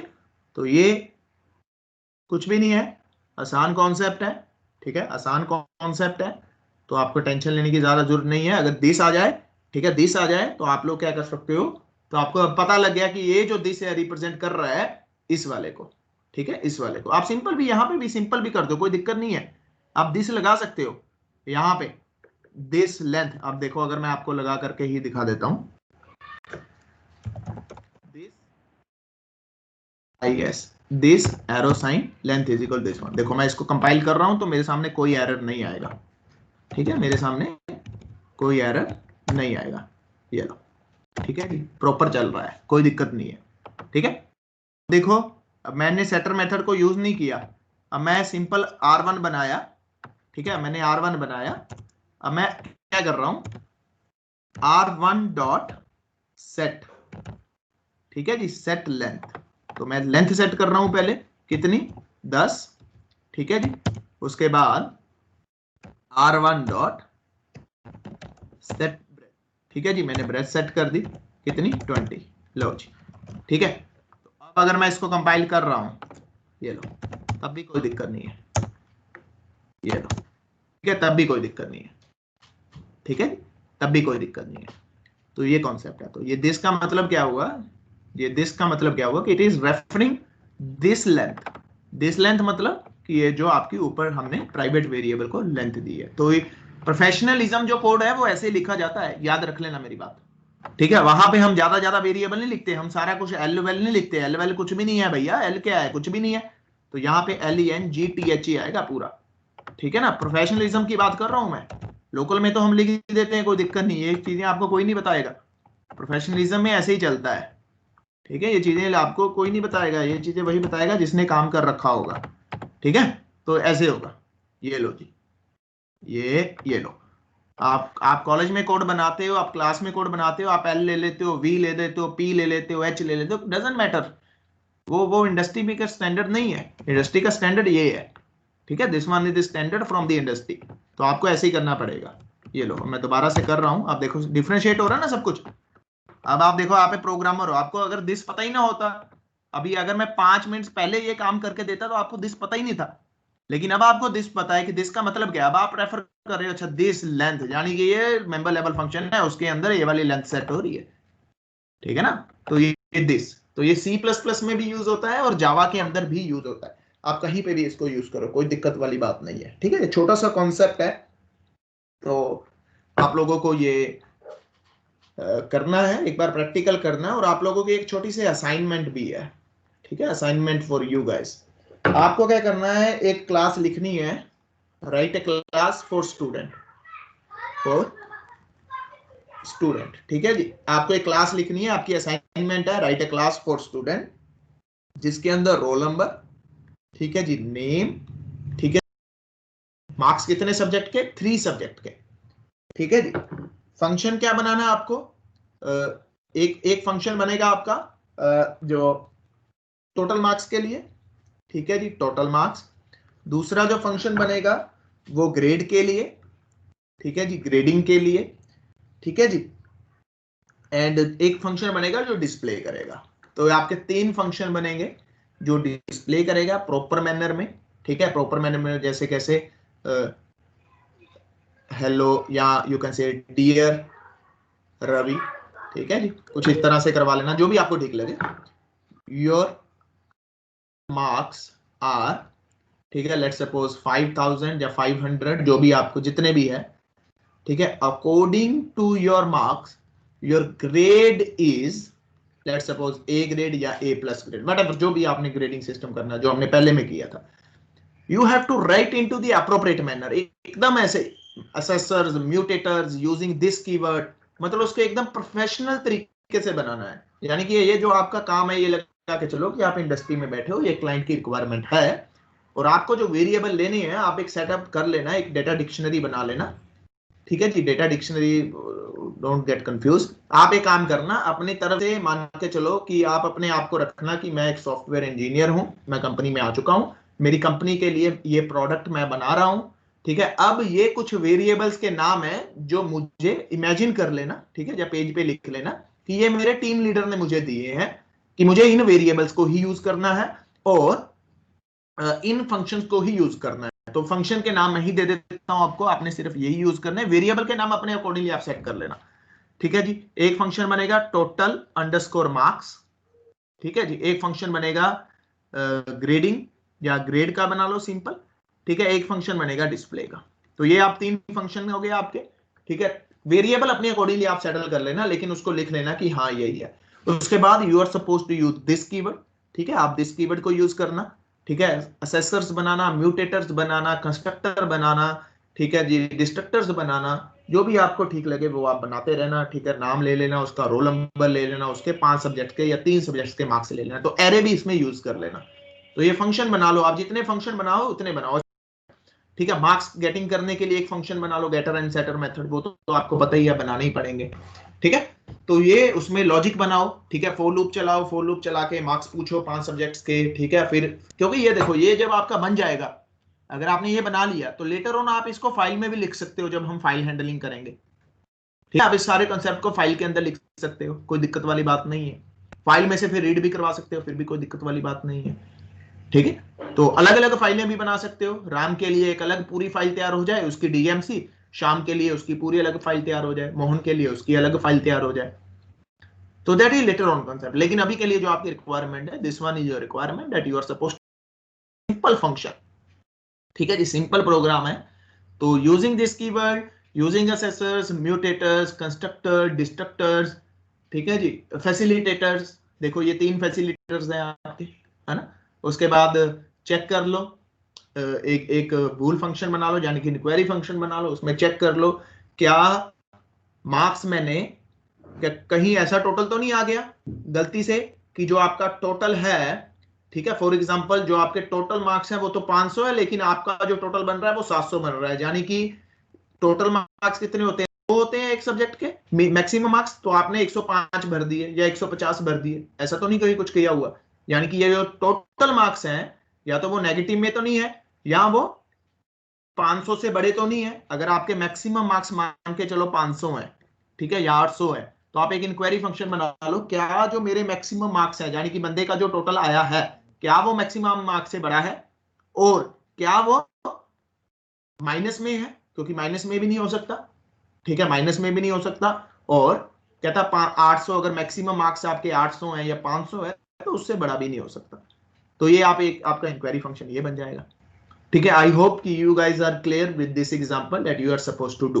तो ये आपका बेसिक कवर हो गया जी क्लासेस के अंदर, वेरी बेसिक्स, फाउंडेशन आपकी रख चुकी है, ठीक है। अब आपको पता लग गया, क्योंकि इन फ्यूचर अगर मैं दिस यूज करूंगा तो you guys will not confuse कि सर ने दिस क्यों यूज कर लिया। आपको पता है, मैं असेसर्स बोलूंगा आपको पता है, मैं म्यूटर्स बोलूंगा आपको पता है, मैं फैसिलिटेटर्स बोलूंगा आपको पता है, मैं कंस्ट्रक्टर बोलूंगा आपको पता है, ठीक है, मैं डिस्ट्रक्टर बोलूंगा आपको पता है, लेकिन इन डेप्थ नहीं पता।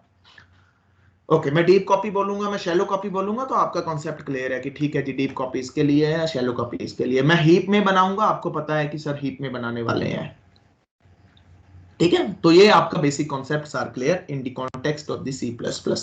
अब मैं एक स्टेप आगे बढ़ रहा हूं, ठीक है, अब मैं एक स्टेप आगे बढ़ रहा हूं। अब ये थोड़ा सा लंबा टॉपिक है और थोड़ा सा घुमा के टॉपिक है, आप लोगों को शायद आप लोगों ने किया हो, लेकिन आप उस टाइम पे आपको शायद समझ ना आया हो, तो I will try my level best कि आपको अभी ये जो टॉपिक है अच्छे से समझ आ जाए, ठीक है जी। पहले हम बताएंगे, उसके बारे में इन डेप्थ उसकी डिस्कशन करेंगे। Operator overloading, yes, operator overloading, ठीक है जी। ये है क्या, ये है क्या, पहले तो हम ये समझते हैं कि भैया ये है क्या, फिर उसके बाद इसके बारे में समझेंगे कि हाँ अब जरूरत क्या आन पड़ी। चलो मैं आपको पहले दिखाई देता हूं कि ऑपरेटर ओवरलोडिंग क्या है। आपने बहुत बार कर रखी है, लेकिन आपने कभी ध्यान नहीं दिया, ठीक है। मैं पाइथन का कोड यूज कर रहा हूं, ठीक है जी, मैं पाइथन का कोड यूज कर रहा हूं आपको ये कॉन्सेप्ट समझाने के लिए, सो दैट आपको सिर्फ कॉन्सेप्ट पता लगे। अभी इंप्लीमेंटेशन पे तो अभी हम आ ही नहीं है, ठीक है जी। Okay, so understand this concept कि ऑपरेटर ओवरलोडिंग क्या है। देखो पहले तो ऑपरेटर, दो इसमें दो चीजें हैं, एक तो ऑपरेटर, ठीक है जी, एक तो ऑपरेटर, एक उसको ओवरलोड करना। ऑपरेटर आपको पता है प्लस है, माइनस है, मल्टीप्लिकेशन है, ये सारे आपको पता है ऑपरेटर्स हैं, ठीक है, दिस साइन, ये सारे ऑपरेटर्स हैं। और जो दूसरा इसमें पॉइंट है that is the overloading. Overloading करने का मतलब क्या है कि भैया ये जो प्लस बना हुआ है, कहता है ये तो प्लस बना हुआ है, किसके लिए बना हुआ है, कहता है ऐड टू इंटीजर्स, है ना, दो इंटीजर्स को ऐड करने के लिए बना हुआ है। मैं इसकी डेफिनेशन चेंज कर रहा हूं, मैं चाहता हूं कि भैया मैं इस ऐड को किसी और काम के लिए भी यूज कर लूं, ठीक है ना, किसी और काम के लिए भी यूज कर लूं, कर सकते सकते हो, बिल्कुल कर सकते हो। ठीक है, मैं चाहता हूं कि ये तूने तो भैया C++, तूने तो ये जो ऐड बना के दिया था ना, कहता ये ऐड मैं बना रहा हूं, तूने तो मैथमेटिक्स के लिए बना के दिया था, लेकिन मैं चाहता हूं कि जब मैं दो इंटीजर्स को जोड़ूं, यानी कि दो स्ट्रिंग्स को जोड़ूं, ठीक है ना, दो स्ट्रिंग्स को जोड़ूं, तो कहता हेलो राम लिखूं तो वो दो स्ट्रिंग्स को जोड़ दे, कनकैटिनेशन का काम कर दे। देखो ऑपरेटर सेम है, मैंने प्लस को यूज किया, मैंने प्लस को यूज किया, लेकिन दोनों की फंक्शनैलिटी डिफरेंट होगी। यहां पे ये जो प्लस है ये किसका काम कर रहा है, ये कनकैटिनेशन का काम कर रहा है। यहां पे जो प्लस है वो किसका काम कर रहा है, वो मैथमेटिकल एडिशन का काम कर रहा है। ये कॉन्सेप्ट है ऑपरेटर ओवरलोडिंग। आपने बहुत बार कर रखा है, आपने बहुत बार कर रखा है। ठीक है, ये बेसिकली कॉन्सेप्ट तो पॉलीमॉर्फिज्म का है। ठीक है, compile time, run time, polymorphism. अभी पॉलीमॉर्फिज्म को छोड़ देते हैं, लेकिन सिर्फ इसी कंसेप्ट के ऊपर फोकस करते हैं, बाद में आएंगे उसके ऊपर भी। अब देखो ये मैंने लिखा 10 + 20, देखो मेरे सामने आउटपुट आ गई 30, यानी कि मैथमेटिकल एडिशन होगी। अब मैं लिख रहा हूं ये चीज, ध्यान से देखना, हेलो, ठीक है जी, प्लस लेट्स सपोज रवि, ठीक है। ये अब मैंने जब ये लिखा तो ये क्या हो गया, ये कंकैटिनेशन होगी। लेकिन ये कॉन्सेप्ट क्या हुआ, ऑपरेटर ओवरलोड हुआ। Same operator, understand it, same operator I use for mathematical addition, same operator I use for concatenation of two strings. So this concept is called operator overloading. ठीक है, एक और एग्जांपल आपको दिखा देता हूं। इमेजिनरी नंबर और रियल नंबर्स को सम करना है, तो ये क्या है मेरा, ये मेरा क्या है, ठीक है, ये मेरे रियल और इमेजिनरी पार्ट है। आपको पता है ये सबको मैथमेटिक्स बैकग्राउंड में हमने पढ़ रखा है। 10 क्या आपका रियल है, 11 क्या आपका इमेजिनरी है। ठीक है जी, फिर उसके बाद कहता है ये देखो, कहता है ये मेरा दूसरा नंबर है। ठीक है, ये मेरा यानी कि मैं लिख रहा हूं a इज इक्वल टू, ठीक है, a इज इक्वल टू, ठीक है जी, b is equal to let's suppose this one. ठीक है, यानी कि मेरे दो वेरिएबल्स हैं, दोनों अलग हैं। अब दोनों के ऊपर मैंने मैथमेटिकल एडिशन लगा दिया। जब मैंने दोनों के ऊपर मैथमेटिकल एडिशन लगाया है तो ये किसके लिए काम हो रहा है, पहले प्लस ऑपरेटर मैंने किसके ऊपर चलाया, सिंपल इंटीजर्स के ऊपर। फिर वही प्लस ऑपरेटर मैंने किसके ऊपर चलाया, दो स्ट्रिंग्स के ऊपर। फिर वही प्लस ऑपरेटर मैंने किसके ऊपर चलाया, दो कॉम्प्लेक्स नंबर्स के ऊपर। ये कॉम्प्लेक्स है, आप सबको पता ही है, ठीक है, जिसमें ये रियल पार्ट है, ये इमेजिनरी पार्ट है। वही प्लस ऑपरेटर देखो मैंने कितनी बार यूज किया, मैंने 3 बार यूज किया, लेकिन तीनों बार उसकी डेफिनेशन अलग थी। पहली बार उसकी डेफिनेशन कहता है टेक ओनली इंटीजर, दूसरी बार कहता है फॉर द स्ट्रिंग्स, तीसरी बार definition it is used for the real and imaginary, that's mean the complex numbers. Yes, इस कॉन्सेप्ट को बोलते हैं ऑपरेटर ओवरलोडिंग। ठीक है जी, अब एक बार और से दिखा देता हूं, एक बार और दिखा देता हूं आपको, अगर कोई फंडा अभी भी डाउट है तो वो भी क्लियर हो जाएगा। अब देखो, अब मैं दूसरा ऑपरेटर दिखाता हूं, पाइथन ने ये पहले कर रखे हैं। ठीक है, C++ में भी कुछ ऑपरेटर हैं जो पहले से ओवरलोडेड है। अभी मैं आपको उसकी भी एग्जांपल दिखाता हूं, वेट करना एक मिनट, पहले एक और देख लेते हैं। ठीक है, a इज इक्वल टू 10, ठीक है जी, b इज इक्वल टू 20। ठीक है, अब मैं कर रहा हूं a मल्टीप्लाई बाय b, तो आपके सामने मल्टीप्लिकेशन हो चुकी है। ठीक है, अब देखना, अब मैं सेम मल्टीप्लिकेशन ऑपरेशन जब स्ट्रिंग पे लगा रहा हूं, hello multiply by 2, now you are getting 2 time hello hello. मैं 3 बार लगा रहा हूं, 4 बार लगा रहा हूं, you are getting hello hello hello hello. मैं 5 बार लगा रहा हूं, you are getting hello hello hello hello hello. ठीक है जी, ये है कॉन्सेप्ट ऑफ ऑपरेटर ओवरलोडिंग का। देखो मल्टीप्लिकेशन ऑपरेटर सेम है, मल्टीप्लिकेशन ऑपरेटर सेम है, ठीक है ना, मल्टीप्लिकेशन ऑपरेटर सेम है, लेकिन उसकी डेफिनेशन बदल गई। अब यहां पे इंटीजर आ गया, यहां पे स्ट्रिंग आ गया, यहां पे इंटीजर आ गया, तो उसकी डेफिनेशन ही बदल गई। ठीक है, यहां पे उसकी डेफिनेशन कुछ अलग थी। तो ये काम अपने को करना है, ये काम अपने को करना है, क्योंकि यहां पे तो ये देखो पहले से हुआ पड़ा है, लेकिन C++ में अगर आपको करना है, पाइथन में अगर आपको करना है, सॉरी C++ में आपको करना है, तो आपको इस प्लस प्लस की डेफिनेशन को चेंज करना पड़ेगा। Yes, you have to change it, आपको चेंज करना पड़ेगा। ठीक है, अब मैं आपको दिखाता हूं C++ में कौन सा ऑपरेटर पहले से ओवरलोडेड है। मैंने लिखा a इज इक्वल टू 5, तो इसका मतलब क्या है, C++ की बात कर रहा हूं अभी मैं, इसका मतलब क्या है, इसका मतलब कि सर आपने ए को 5 असाइन कर दिया, परफेक्टली, बिल्कुल ठीक है, यही है। अब मैंने लिख रहा हूं rectangle R1 R2, R1 is equal to R2। अब देखो, अब सर आपने यहां पे क्या किया, ये आपने कॉपी ऑपरेटर यूज किया है, यानी कि आपने कॉपी कंस्ट्रक्टर कॉन्सेप्ट यूज किया है। लेकिन अगर आप ध्यान से देखो, अगर आप ध्यान से देखो तो कहता है ये तो पहले से ही ओवरलोडिंग का कॉन्सेप्ट इंप्लीमेंट करके दिया है सर सी प्लस प्लस में। यहां पे तो कहता है असाइनमेंट का काम हो रहा है, यहां पे जो असाइनमेंट का काम हो रहा है वो किसके ऊपर हो रहा है, वो कंस्ट्रक्टर्स के ऊपर हो रहा है, ठीक है ना, ऑब्जेक्ट्स के ऊपर हो रहा है, ऑब्जेक्ट्स के ऊपर। अब यहां पे जब मैंने ये कॉन्सेप्ट इंप्लीमेंट किया तो इसने R1 के अंदर R2 असाइन नहीं किया, R1 ऑब्जेक्ट के अंदर R2 का जितना डेटा था वो असाइनमेंट की है। तो ये कॉन्सेप्ट है, ये पहले से ओवरलोडेड है। यानी कि हमने क्या सीखा कि कहता जो C प्लस प्लस है उसके अंदर ये वाला ऑपरेटर, ठीक है जी, और ये वाला ऑपरेटर, ये जो M% वाला ऑपरेटर है, ठीक है जी, ये पहले से ही ओवरलोडेड है। C प्लस प्लस के अंदर ये जो दो ऑपरेटर हैं, कहता है ये पहले से ही ओवरलोडेड है, आपको इसको कुछ नहीं करना, ठीक है जी। उसके बाद ऑपरेटर ओवरलोडिंग आपको पता लग गया, रीडिफाइनिंग ए न्यू डेफिनेशन, ठीक है जी, किसी ऑपरेटर को आप नई डेफिनेशन दे रहे हो अकॉर्डिंग टू योर रिक्वायरमेंट। दूसरा कहता सी प्लस प्लस के अंदर ये ऑपरेटर और ये ऑपरेटर पहले से ही ओवरलोडेड है, आपको कुछ नहीं करना। तीसरा पॉइंट, सी प्लस प्लस के अंदर जो ऑपरेटर्स को आप ओवरलोड नहीं कर सकते, कहता स्कोप रेजोल्यूशन ऑपरेटर, ठीक है जी, डॉट ऑपरेटर, ठीक है जी, टर्नरी ऑपरेटर, कहता इन ऑपरेटर्स को आप सी प्लस प्लस के अंदर ओवरलोड नहीं कर सकते। तो ये तीन बुनियादी बातें हैं। पहली बात कि ऑपरेटर ओवरलोडिंग है क्या, वो हमें समझ आ गया सर, ठीक है जी, कि सी ऑपरेटर को अपने अकॉर्डिंगली डेफिनेशन देना, ठीक है जी, स्पेशल मीनिंग देना। तो कहता जब स्पेशल मीनिंग दे रहे हो तो ऑब्वियस है कोड तो लिखना ही पड़ेगा सर, बिना कोड के नहीं चलेगा, बिना कोड के नहीं चलेगा। स्पेशल मीनिंग अगर आप बोल रहे हो ना देने के लिए, तो कोड तो अपने को लिखना ही पड़ेगा। दूसरी बुनियादी बात, कहता ये दो जो ऑपरेटर्स हैं, कहता ये पहले से ही ओवरलोडेड है, आपको इसको ओवरलोड करने की जरूरत नहीं है। तीसरी जो मेन इंपॉर्टेंट बात, कहता अगर आप गलती से इन ऑपरेटर्स को करने की कोशिश करोगे तो कहता एरर मिल जाएगा, क्योंकि इसको नहीं कर सकते, क्योंकि इसको कहता सी प्लस प्लस कहता है ये कर ही नहीं सकते भैया, ये मेरे अपने काम के लिए है, ठीक है। तो ये ऑपरेटर ओवरलोडिंग का फंडा है, ठीक है जी।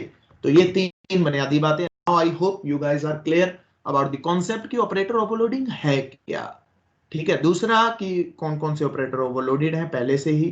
तीसरा कहता कि सर ये तीन ऑपरेटर्स को तो मैं भूल के भी नहीं छेड़ूंगा, अगर मैं छेड़ूंगा तो मुझे एरर मिलेगी, ठीक है जी, ओके। अब आपका इंटरव्यूअर बहुत स्मार्ट है, बहुत स्मार्ट है। उसने क्या बोला, उसने बोला बेटा एक काम कर, ऑपरेटर ओवरलोडिंग क्या होती है, आपने फट से बता दिया सर ये ऑपरेटर ओवरलोडिंग है, इसको ऐसे करके ऐसे कर दो, वेरी गुड, इंप्रेस्ड।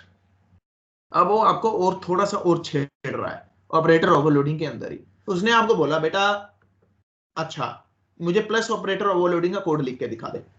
आपने फटक से कोड मारा, उसके सामने लिख दिया, आपको आता था, आपने पूरा एक्सप्लेन कर दिया, very good, very good, very impressed. अब वो कहता चलो इसको थोड़ा और छेड़ के देखते हैं। अब उसने क्या किया, उसने आपको बोला कि यार ये ऑपरेटर ओवरलोड करके दिखा दे मुझे। आप ओवर कॉन्फिडेंट, आपने चक दिया कोड, बस जहां पे प्लस था वहां पे आपने चुप करके ये लिख दिया, बाकी सारा का सारा कोड वही कर दिया। अब आप पकड़े गए, अब आप पकड़े गए। अब आपका इंटरव्यू कहता है कि बेटा तूने ये कर दिया, लेकिन सी प्लस प्लस तो कहता है कि भैया तू इसको तो कर ही नहीं सकता, इसको तो कर ही नहीं सकता, और तू कह रहा है कि मैंने ये कर दिया, ठीक है ना। तो ये देखो छोटी सी बात थी, छोटी सी बात थी, और आप फंस। आपने सारा कुछ सही किया, आपने प्लस ऑपरेटर एकदम बढ़िया दिखाया, ऑपरेटर ओवरलोडिंग बढ़िया सिखाई, प्लस को करके भी दिखा दिया, लेकिन उसने आपको फंसाने के लिए ये कर दिया। आपने टाइम भी लगाया, लेकिन आप अगर ये बोल देते कि सर सी प्लस प्लस के अंदर इस ऑपरेटर को, इसको, डॉट को और इसको सर हम नहीं कर सकते जी, फिर वो बोलता हाँ यार absolutely right, welcome to my company, ठीक है। तो ये छोटी छोटी चीज, देखो छोटी सी चीज थी, बिल्कुल छोटी सी, आपका ओवर कॉन्फिडेंस आपको वहां पे ले डूबा। तो इंटरव्यू में ये भी ध्यान रखना है कि आपको ओवर कॉन्फिडेंस से बचना है। कॉन्फिडेंस रहो वो जरूरी है, लेकिन ओवर कॉन्फिडेंस नहीं, वो मरवा देता है। ठीक है जी, ओके। शायद मैंने आपको पहले भी कोई एग्जांपल सुनाई होगी कि मेरा एक स्टूडेंट था, ठीक है ना, पीटीयू का स्टूडेंट है अब वो, ठीक है, और इंटरव्यू दे रहा था आर्मी की। तो i5 उसने पूछा प्रोसेसर क्या है, उसने बता दिया। फिर यार एक बात बता, एक i8 प्रोसेसर है, उसके बारे में बता दे। अब पीटीयू का स्टूडेंट है, i8 आ गया, i5 था तो i5 उसने पढ़ा हुआ था तो वही चेप दिया i8 के अंदर। सारी इंटरव्यू 15 मिनट बोलता गया बोलता गया बोलता गया बोलता गया, लेकिन जब वापस आने से पहले उसने, जो इंटरव्यूअर था, उसने ये बोला कि बेटा i8 प्रोसेसर है ही नहीं, i5 है, i7 है, i8 नहीं है, या i3 है, i4 सुना आपने? नहीं है। लेकिन पीटीयू का स्टूडेंट है, आदत है, फट से बोल दिया गड़ गड़ गड़ गड़ गड़ गड़, लेकिन फाइनल रिजल्ट भैया i8 तो है ही नहीं। ये है ओवर कॉन्फिडेंस। ठीक है, जो नहीं आता बोल दो, ठीक है भैया नहीं आता सर, कि नहीं आता, मैं भूल गया या मैंने पढ़ा नहीं, हो सकता है, लेकिन सर मैं इसके बारे में श्योर नहीं हूं क्योंकि मैं इंप्लीमेंट किया ही नहीं। ठीक है, तो ये चीजें थोड़ी सी ध्यान में रखनी है जब आपको इंटरव्यू में बैठना है। ओके, सो थोड़ा अब आगे बढ़ते हैं, अब देखते हैं चीजों को, है ना, फिलोसफी समझते हैं behind the over operator overloading क्या है। देखो अब आपका, देखो अब आप समझोगे तो अब आप चीजें जल्दी समझ जाओगे, क्योंकि मेरा जो हमेशा मकसद रहता है पहले उसकी बुनियाद के बारे में होता है कि यार ये चीज है तो है क्या, एक्चुअल में है क्या। अब आपको पता लग गया कि सर ये ऑपरेटर ओवरलोडिंग है, कि कुछ ऐसा है, इसको बोलते हैं ऑपरेटर ओवरलोडिंग। देखो पाइथन ने करके दे रखा है पहले से, आपको ज्यादा सोचने की जरूरत नहीं, लेकिन C++ में ये एरर है। Okay, now I am moving ahead.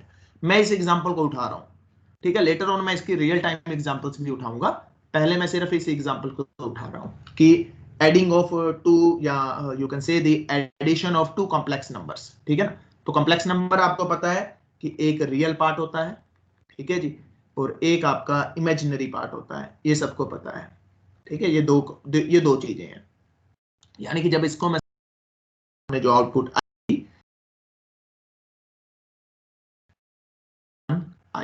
आई या जे, ठीक है, पाइथन आई यूज कर लेता है लेकिन न्यूमेरिकल टर्म आई है।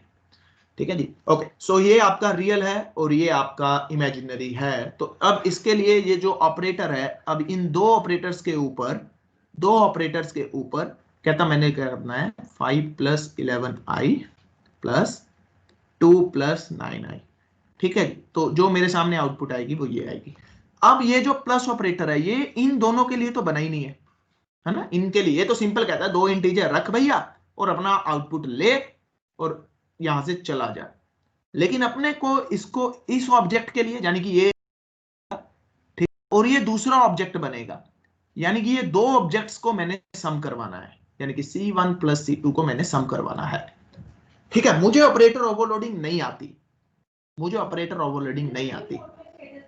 ठीक है, I cannot do the operator overloading, मैं नहीं कर सकता। ठीक है, अब मैं एक क्लास बना रहा हूं, ठीक है, मैं पहले पहले बेसिक समझते हैं, फिर उसके बाद ऑपरेटर ओवरलोडिंग के ऊपर आएंगे। मैंने एक क्लास बनाई कॉम्प्लेक्स, ठीक है जी, फिर उसके बाद इसको हम थोड़ा सा और ज्यादा एलेबोरेट करेंगे, तो इसके लिए हम 2 या 3 दिन लगाएंगे ऑपरेटर ओवरलोडिंग, इसकी हम रियल टाइम एग्जांपल्स भी करेंगे कुछ। तो एक मेरा डेटा मेंबर है, ठीक है, उसके अंदर मेरा एक रियल पार्ट है, ठीक है जी, एक मेरा इमेजिनरी पार्ट है, ये दो मेरे प्राइवेट वेरिएबल्स आ गए। ये मेरा पब्लिक है, ठीक है, मैं एक फंक्शन बना रहा हूं, ये मैंने पहले कंस्ट्रक्टर बनाया, ठीक है जी, कॉम्प्लेक्स। तो ये मैंने कीवर्ड आर्गुमेंट दे दिया रियल एंड इमेजिनरी, ठीक है जी, 0 बाय डिफॉल्ट मैंने 0 दे दिया, बंदा उधर से जो भी डालेगा वो चेंज कर देगा। ठीक है जी, ये लो जी, ये मेरे बन गए कॉम्प्लेक्स, ये मेरा कंस्ट्रक्टर बन गया। ठीक है, तो बाय डिफॉल्ट 0 है, वहां से जो वैल्यू आएगी, मान के चलो उधर बंदे ने वैल्यू भर दी 20, यहाँ पे वैल्यू भर दी 11। ठीक है, तो यहाँ पे 20 हो गए, यहाँ पे 11, जो भी उसने वैल्यू भरी वो उसका कंसर्न है। ठीक है, अब ये क्लास बन चुकी है, ऑब्जेक्ट बनेगा, जब इसका ऑब्जेक्ट बनेगा तो यहां पे दो वेरिएबल्स बनेंगे।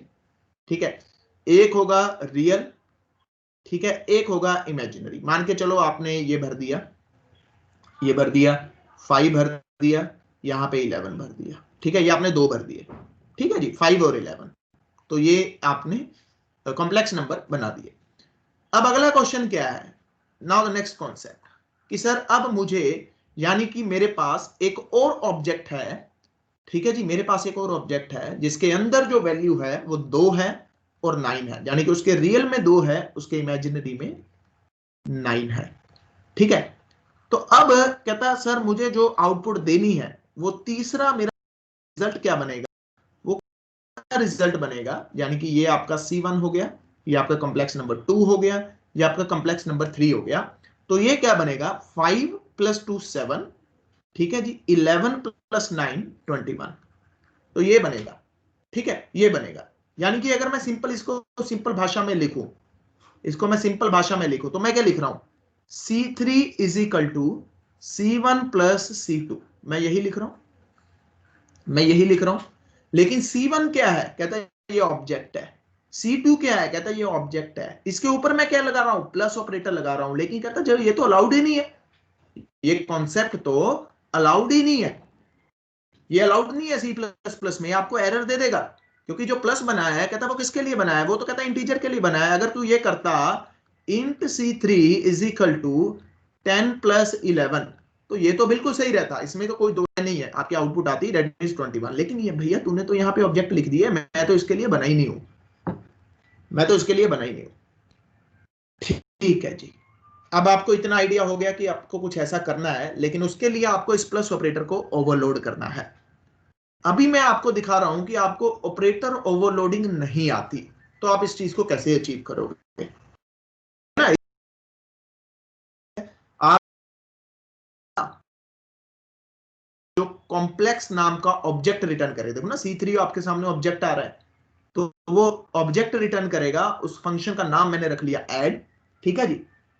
अब वो लेगा क्या, अब वो लेगा क्या, वो लेगा कॉम्प्लेक्स ऑफ एक्स, यानी कि अपने ही तरह का कोई ऑब्जेक्ट लेगा। नॉर्मल तरीके से कर रहा हूं मैं, मेरे को ऑपरेटर ओवरलोडिंग नहीं आती, मैं इसको ऐसे मान के चल रहा हूं, ठीक है। तो मैंने क्या किया, मैंने एक फंक्शन बनाया, ठीक है, उस फंक्शन का नाम रखा ऐड, ठीक है जी, उस फंक्शन का नाम रखा ऐड, देखो ब्लैक में कितना अच्छा लगता है ना, ये लो, नहीं बस इससे ज्यादा बड़ा नहीं होगा, ठीक है। उस फंक्शन का नाम रखा ऐड, ठीक है जी। अब वो उसके अंदर उसने क्या रखा, उसने उसका ऑब्जेक्ट ले लिया, ठीक है, उसने उसका ऑब्जेक्ट ले लिया, बिल्कुल ठीक, ठीक है, यानी कि आप ये पास करोगे, ठीक है, आप C1 पास कर दोगे, आप C2 का ऑब्जेक्ट पास कर दोगे, ठीक है, वो आप जैसे भी आपको ठीक लगेगा आप वैसे पास कर दोगे, कोई दिक्कत वाली बात नहीं है। यानी कि आपने ये ऑब्जेक्ट बनाया C1, ये ऑब्जेक्ट बनाया C2, ठीक है। अब आपको ऑपरेटर ओवरलोडिंग नहीं आती, लेकिन क्लाइंट कहता है कि मेरी तो रिक्वायरमेंट यही है, मैंने तो करना ही है। आपने कहा ठीक है, मेरे पास एक अल्टरनेट वे है, मैं एक फंक्शन बना देता हूं ऐड, मैं क्या करूंगा C2 dot add of C1, यानी कि C2 के अंदर C2 ऑब्जेक्ट के थ्रू मैं ऐड फंक्शन को कॉल करूंगा, लेकिन उसमें क्या भेज दूंगा, उसमें C1 का ऑब्जेक्ट भेज दूंगा, ठीक है जी। मैं उसके लिए कोड कर रहा हूं, यानी कि इस लाइन के लिए, अभी मुझे प्लस को करना नहीं आता, ठीक है, मैं इस लाइन के लिए कोड कर रहा हूं, तो देखते हैं कैसे। तो ये मेरा बना C1 ऑब्जेक्ट, ये मेरा बना C2 ऑब्जेक्ट, ये मेरा बना C3, अभी C3 तो है ही नहीं, तो इसकी हम अभी डिस्कशन नहीं करते, ठीक है जी। तो मैंने ऐड फंक्शन लिखा, ठीक है, ऐड फंक्शन लिखा। अब इसके अंदर मैंने एक ऑब्जेक्ट बनाया कॉम्प्लेक्स टाइप का ही, उसका नाम दे दिया टेम्परेरी, ठीक है, यानी कि जब ये बनेगा तो यहां पे एक टेम्प नाम का ऑब्जेक्ट बन जाएगा, ठीक है। अब टेम्प के अंदर भी क्या बनेगा, रियल बनेगा, टेम्प के अंदर भी क्या बनेगा, इमेजिनरी बनेगा, ठीक है जी। अब देखते हैं आगे क्या करना है। तो अब इसके अंदर जो टेम्प है, अब इसके अंदर रियल जो है वो खाली है, मैंने क्या लिखा डॉट रियल, यानी कि ये खाली वाला उठाया, उसके अंदर मैंने क्या डाल दिया, उसके अंदर मैंने क्या डाल दिया, रियल, जो मेरे पास अपना रियल था, प्लस जो मेरे पास यहां से रियल आया, ठीक है। तो यहां से जो मेरे पास रियल आया वो कितना आया, वो जो भी था, ठीक है, जो भी वैल्यू थी एक्स डॉट रियल, यानी कि जो भी उस ऑब्जेक्ट की वैल्यू थी, जो भी मैंने पास किया, अगर 5 है तो 5, अगर ये वाला पास कर रहे हैं तो ये, ठीक है जी। उसके बाद सेम काम किया मैंने टेम्प डॉट इमेजिनरी के ऊपर, ठीक है जी, इमेजिनरी के ऊपर। अब इसके अंदर भी मैंने क्या किया, जो मेरे पास इमेजिनरी था प्लस जो मेरे पास आया मैंने उसको भी डाल दिया। ठीक है, तो ये यानी कि ये दोनों खाने मैंने भर दिए। तो अगर मैं मान के चलूं यहाँ पे जो वैल्यू है, ठीक है ना, यहाँ पे जो अगर मेरा C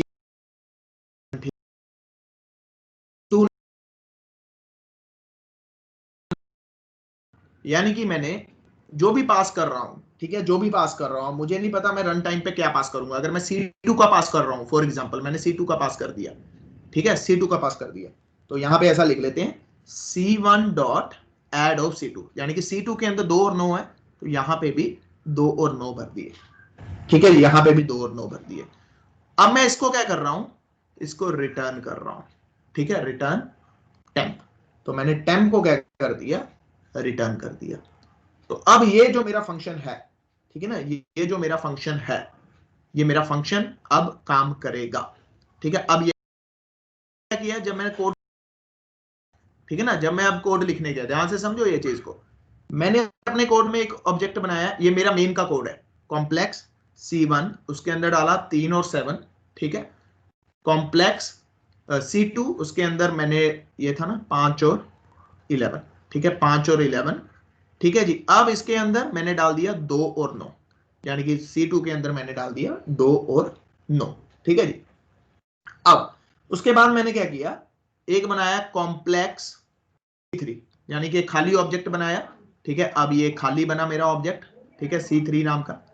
तो अब मैंने क्या किया, अब मैंने C3 is equal to C2 dot add of C1, C1 कर लेते हैं, C1 dot add of C2, ठीक है ना। तो ये मेरा काम हो गया, ये नॉर्मल तरीका हुआ। अब ये फंक्शन क्या रिटर्न कर रहा है, अब किसके थ्रू मैंने कॉल किया, अब मैंने ऐड के थ्रू, ठीक है ना, थ्रू मैंने क्या किया, उसको कॉल कर दिया। अब C1 में क्या है, C1 में है 5 और 11, ठीक है, C1 में क्या है 5 और 11, ठीक है जी। C2 में क्या है, जो मैंने यहां पे पास किया, यहां पे पास किया 2 और 9, 2 और 9, यानी कि टेम्प डॉट रियल, ये वाला खाली है, तो इसके अंदर मुझे क्या बनना है, ये रियल। अब इस रियल में कितना है, इस रियल में कितना है, 5 है, ठीक है जी, 5 है, प्लस जो मैंने भेजा 5 और 2 7, तो यानी कि इसके यहां पे टेम्प वाले में क्या आ गया, कहता ये जो C3 वाले में इसके अंदर रिटर्न होगा, यानी कि यहां पे जो आ गया मेरे पास वो 7 आ गया, ठीक है जी। और उसके बाद और उसके बाद यहां पे जो था 11 और 9, ये किसका सम हुआ, 11 प्लस 9 का, तो यहां पे आ गया 21, ठीक है। अब ये जो टेम्प नाम का ये जो मेरा इंटरनली बना था, ये लोकल बना था, ये लोकल ऑब्जेक्ट बना था, ये किसको रिटर्न हो गया, ये कहता C3 को रिटर्न हो गया। जब C3 को रिटर्न हो गया तो यहां पे कितना आ गया, 7 और 21, ठीक है। रिटर्न होने के बाद ये क्या हो गया, ये हो गया डिलीट, ठीक है ना, रिटर्न होने के बाद, क्योंकि ये स्टैक में बना था, लोकल था, तो ये हो गया डिलीट। तो ये कुछ ऐसे करके आपको करना पड़ेगा, ठीक है जी, ऐसे करके 90% सेम है।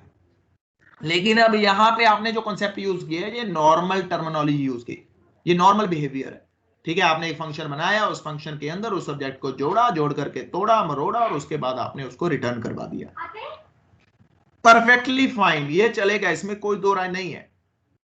लेकिन, ठीक है ना, लेकिन अपने को किसको ओवरलोड करना है, हम चाहते हैं कि भैया यहां पे ये ना लिखें, ये तो नॉर्मल तरीका हो गया ना, मैं चाहता हूं यहां पे ये लिखूं C3 is equal to C1 plus C2, तो ये ऑपरेटर ओवरलोड हो जाए, मैं तो ये चाहता हूं भाई, मैं ये नहीं चाहता। अब इस जगह पे अगर आपको ये लिखना है, कोड तो देखो यही रहेगा, कोड तो यही रहेगा, कोड में कोई गड़बड़ नहीं है, कोड यही रहेगा, लेकिन सिर्फ एक दो लाइनों का चेंज हो जाएगा, ठीक है, एक दो लाइनों का चेंज हो जाएगा, वो चेंजेस क्या होंगे उसको देखते हैं। तो ऑपरेटर ओवरलोड करना है, तो मैं क्या लिख रहा हूं, कॉम्प्लेक्स, ठीक है जी। अब ये सिंटैक्स है, ऑपरेटर, ऑपरेटर कौन सा ओवरलोड करना है, प्लस वाला करना है, ठीक है जी, प्लस वाला करना है, तो उसके अंदर क्या लिखना है, कॉम्प्लेक्स, ठीक है जी, वही सारा कुछ, एक्स ले लो, ठीक है, या सी ले लो, जो मर्जी ले लो, कोड सारा वही है, कॉम्प्लेक्स टेम्प, ठीक है जी। अब सेम है, टेम्प डॉट रियल, ये खाली था पहले, इसके अंदर जो आया रियल जो था, प्लस जो आया एक्स डॉट रियल, ठीक है। फिर उसके बाद आपका टेम्प डॉट इमेजिनरी, ठीक है जी, इसके अंदर था इमेजिनरी पहले से था, प्लस एक्स डॉट इमेजिनरी जो उधर से आया उसके अंदर भी था, ठीक है, रिटर्न कर दिया टेम्प। ये लो जी, ये कोड बन गया। अब जब नीचे आपने इसको कॉल करना है तो आपको अब C1 डॉट ऐड करने की जरूरत नहीं है, अब आप सिंपली लिखोगे C3 is equal to C1 plus C2, that's it. अब ये कोड परफेक्टली फाइन एग्जैक्टली काम करेगा। अब जब आप प्रिंट करोगे, आप सी आउट करोगे C3 डॉट रियल, ठीक है जी, C out of C3 dot imaginary, तो आपके सामने वो आउटपुट आएगी। तो ये फंडा है। मैं एक बार फिर से समझा देता हूं अगर आपको कोई दिक्कत है, ठीक है, मैं एक बार फिर से आपको पूरा एक्सप्लेन कर देता हूं क्योंकि कल मैं इसको इंप्लीमेंट करूंगा। अब ये देखो C1 ऑब्जेक्ट बनाया था, इसके अंदर मैंने दो वैल्यू भरी थी, ठीक है जी, ये मेरा C1 ऑब्जेक्ट था, इसके अंदर मैंने दो वैल्यू भरी, मान के चलो कि 5 और 8 मैं भर देता हूं, ठीक है। अब ये मेरा C2 ऑब्जेक्ट था, अब इसके अंदर भी मैंने दो वैल्यू भरी, 6 और 4, ठीक है ना, तो ये मेरी दो वैल्यूज होगी। तो ये इसका रियल पार्ट है, ये इसका इमेजिनरी पार्ट है, ये भी इसका रियल पार्ट है, ये भी इसका इमेजिनरी पार्ट है। अब एक C3 ऑब्जेक्ट बना जो अभी खाली है, ठीक है ना, जो अभी खाली है, इसके अंदर अभी कुछ नहीं है। तो इसको जब भरना है आपको, तो वो कैसे भरना है, तो इसको भरने के लिए मैंने क्या किया, इसको भरने के लिए मैंने क्या किया, मैंने ये दो वैल्यूज उठाई, ठीक है, ये दो वैल्यूज उठाई और इन दोनों को सम करके यहां पे भर दिया। लेकिन अब देखो ना, अब जो अगर मैं C1 उठा रहा हूं तो मेरे पास कौन कौन सी वैल्यूज आई, मेरे पास 5 आई, मेरे पास 8 आई। अब जो मेरा फंक्शन है, उधर जो मेरा फंक्शन है उसके अंदर मैंने भेजना है, यानी कि कहता है ये तो मेरे पास वैल्यूज हैं और मैं भेज कौन सी रहा हूं। अगर मैं ऐड की बात करूं तो मैंने कहता C2 भेज दिया था, C2 भेज दिया था ना। अब C2 के पास भी दो वैल्यूज है, ठीक है, एक तो 4 और दूसरी क्या है, 6 है, ठीक है, एक तो 4 है, दूसरी क्या है, 6 है। अब कहता मुझे क्या करना है कि ये तो मेरी अपनी वैल्यूज है और ये तेरे पास वैल्यू है, तेरे पास भी रियल और इमेजिनरी नंबर है। तो मैंने क्या किया कि जो मेरे पास रियल है प्लस जो मेरे पास आया उसके अंदर जो रियल है ऐड कर दे, ठीक है, उसने ऐड कर दिया। मेरे पास जो इमेजिनरी वैल्यू है प्लस तेरे पास जो इमेजिनरी वैल्यू आई है, ठीक है, उसको दोनों को ऐड कर दे। जब ये दोनों को ऐड किया तो इसको क्या बना, 6 और 5 11, ठीक है, 8 और 4 12, ठीक है जी, 11 और 12 मेरे पास आ चुका है। अब कहता है ये मेरे पास एक टेम्परेरी कंटेनर है, तो कहता है टेम्परेरी कंटेनर भी इसी तरह का है, ठीक है ना, ये इसको टेम्परेरी कंटेनर कंसीडर कर लेते हैं। अब इसके अंदर भी रियल है, इसके अंदर ही है, तो अब इसके अंदर जो रियल पार्ट है उसके अंदर 11 भर दे और इसके अंदर 12 भर दे। कहता मैं तो हूं स्टैक के अंदर, कहता जब तू करवा देगा मुझे रिटर्न, ठीक है, यानी कि मेरा जो फंक्शन हो जाएगा खत्म, तो मैं तो हो जाऊंगा डिलीट। कहता तू काम कर, तू इसको जो रिटर्न करवा रहा है ना तो इसके अंदर कॉपी करवा दे, यानी कि जब आपने किया था C3 is equal to C1 dot add, कि यानी कि जो भी ये फंक्शन रिटर्न कर रहा था, ये काम करके जो भी रिटर्न कर रहा था, जो भी ये आया ये चीज रिटर्न कर रहा था, अब इसको आपने कॉपी किसके अंदर कर दिया, C3 के अंदर कर दिया। तो जब C3 के अंदर आपने इसको कॉपी किया, ठीक है ना, कॉपी किया, तो आपका क्या बना, यहाँ पे 11, यहाँ पे 12। अब आपको याद है ये कॉपी हो रही है, ये कॉपी हो रहा है, ये कॉपी कंस्ट्रक्टर चला गया, ये कॉपी कंस्ट्रक्टर चला, बाय डिफॉल्ट ये कंस्ट्रक्टर ओवरलोडिंग तो होगी ना। C3 भी एक ऑब्जेक्ट है, C1 भी एक ऑब्जेक्ट है। अब इसके ऊपर जो इंप्लीमेंटेशन होके जो रिटर्न हो रहा था वो भी एक टेम्प नाम का ऑब्जेक्ट हो रहा था। अब जब एक टेम्प नाम का ऑब्जेक्ट रिटर्न हो रहा था तो आपने इसको किसके अंदर कॉपी कर दिया, इसको आपने C3 के अंदर कॉपी कर दिया, लेकिन आपने इसके लिए कोड नहीं लिखा, ये पहले से प्री डिफाइंड ओवरलोडेड है, ठीक है ना। तो अब C3 के अंदर आ गया, अब C3 के अंदर भी दो है, रियल एंड इमेजिनरी पार्ट। तो आपने क्या किया, C3 डॉट रियल जब आपने प्रिंट करवाया तो 11 आ गया, C3 डॉट इमेजिनरी जब आया तो वो 12 आ गया। तो ये कॉन्सेप्ट आपके सामने है। सो ये इस पूरे सिनेरियो को हम क्या बोल रहे हैं, हम ऑपरेटर ओवरलोडिंग बोल रहे हैं। लेकिन यहां पे हमने क्या किया, अभी तक कॉन्सेप्ट इंप्लीमेंट नहीं किया, तो हमें ऑपरेटर ओवरलोडिंग को इंप्लीमेंट करने के लिए क्या लिखना पड़ेगा, ऑपरेटर, ये उसका सिंटैक्स है, ऑपरेटर प्लस जो भी आपने ओवरलोड करना है। जब आपने ऑपरेटर प्लस लिखा तो अब आपको यहां पे ये लिखने की जरूरत नहीं है, आपको सिंपली लिख दो C1 प्लस C2, वो अपने आप समझ आएगा कि भैया इसकी डेफिनेशन है कि जब ये ऑब्जेक्ट के लिए चलेगा तो इसकी डेफिनेशन है मुझे एरर को नहीं देना, ठीक है ना। मुझे एरर को नहीं देना। अगर मैं एरर दे दूंगा तो उरे, तो इसका मतलब कि गड़बड़ मेरे में है, बंदे में कोई गड़बड़ नहीं है। ठीक है जी, तो ये पूरा कॉन्सेप्ट है। ठीक है जी, पूरा कॉन्सेप्ट है। तो this one is the entire concept कि आप इसको कैसे यूज कर सकते हो। तो आई होप कि I explain this concept in great detail. अगर आपका कोई क्वेश्चन है, क्योंकि दिखाऊंगा मतलब ये कि एक बार, ठीक है जी, तो अगर आप लोगों का कोई कॉन्सेप्ट है, अभी तक कोई क्वेश्चन है, आपको क्लैरिटी नहीं है ऑपरेटर ओवरलोडिंग क्या है, वो काम कैसे करती है, तो you can ask me the question. हाँ जी, you can ask any question if you have any doubt before closing this session. तो ये जो पूरा सिनेरियो है, ये ऑपरेटर ओवरलोडिंग का सिनेरियो है। ठीक है, अब देखो सीखना तो पड़ेगा जी, सीखना तो पड़ेगा, मन मार के सीखो। चाहे आप बोलो कि सर बड़ा मुश्किल कॉन्सेप्ट है, लेकिन मुश्किल कुछ नहीं है। अगर आपको फंडा क्लियर है then it is not difficult. अगर आपको फंडा नहीं clear then it's very difficult, फिर इसका कोई सोल्यूशन नहीं है। तभी मैंने आपको इस कंसेप्ट को कराने से पहले मैंने आप लोगों को बताया कि ऑपरेटर ओवरलोडिंग क्या है, तो हमने कहां कहां पे अचीव कर रखी है। तो वही चीजें अब हम कोड लिख के अपने अकॉर्डिंगली बना रहे हैं। एक तो पहले से है, लेकिन अब हम कोड लिख के बना रहे हैं। So this concept is called operator overloading. ठीक है, तो पॉलीमॉर्फिज्म का ही पार्ट है।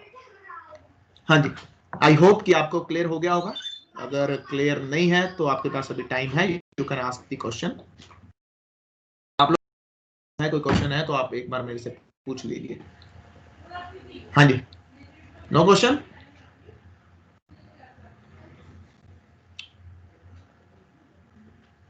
ओके, सो आप लोगों का नो क्वेश्चन। तो जो असाइनमेंट है काइंडली उसको कंप्लीट करना है, कल मैं इसको प्रैक्टिकली इंप्लीमेंट करके बताऊंगा। ठीक है जी, okay, so thank you very much for listening me patiently.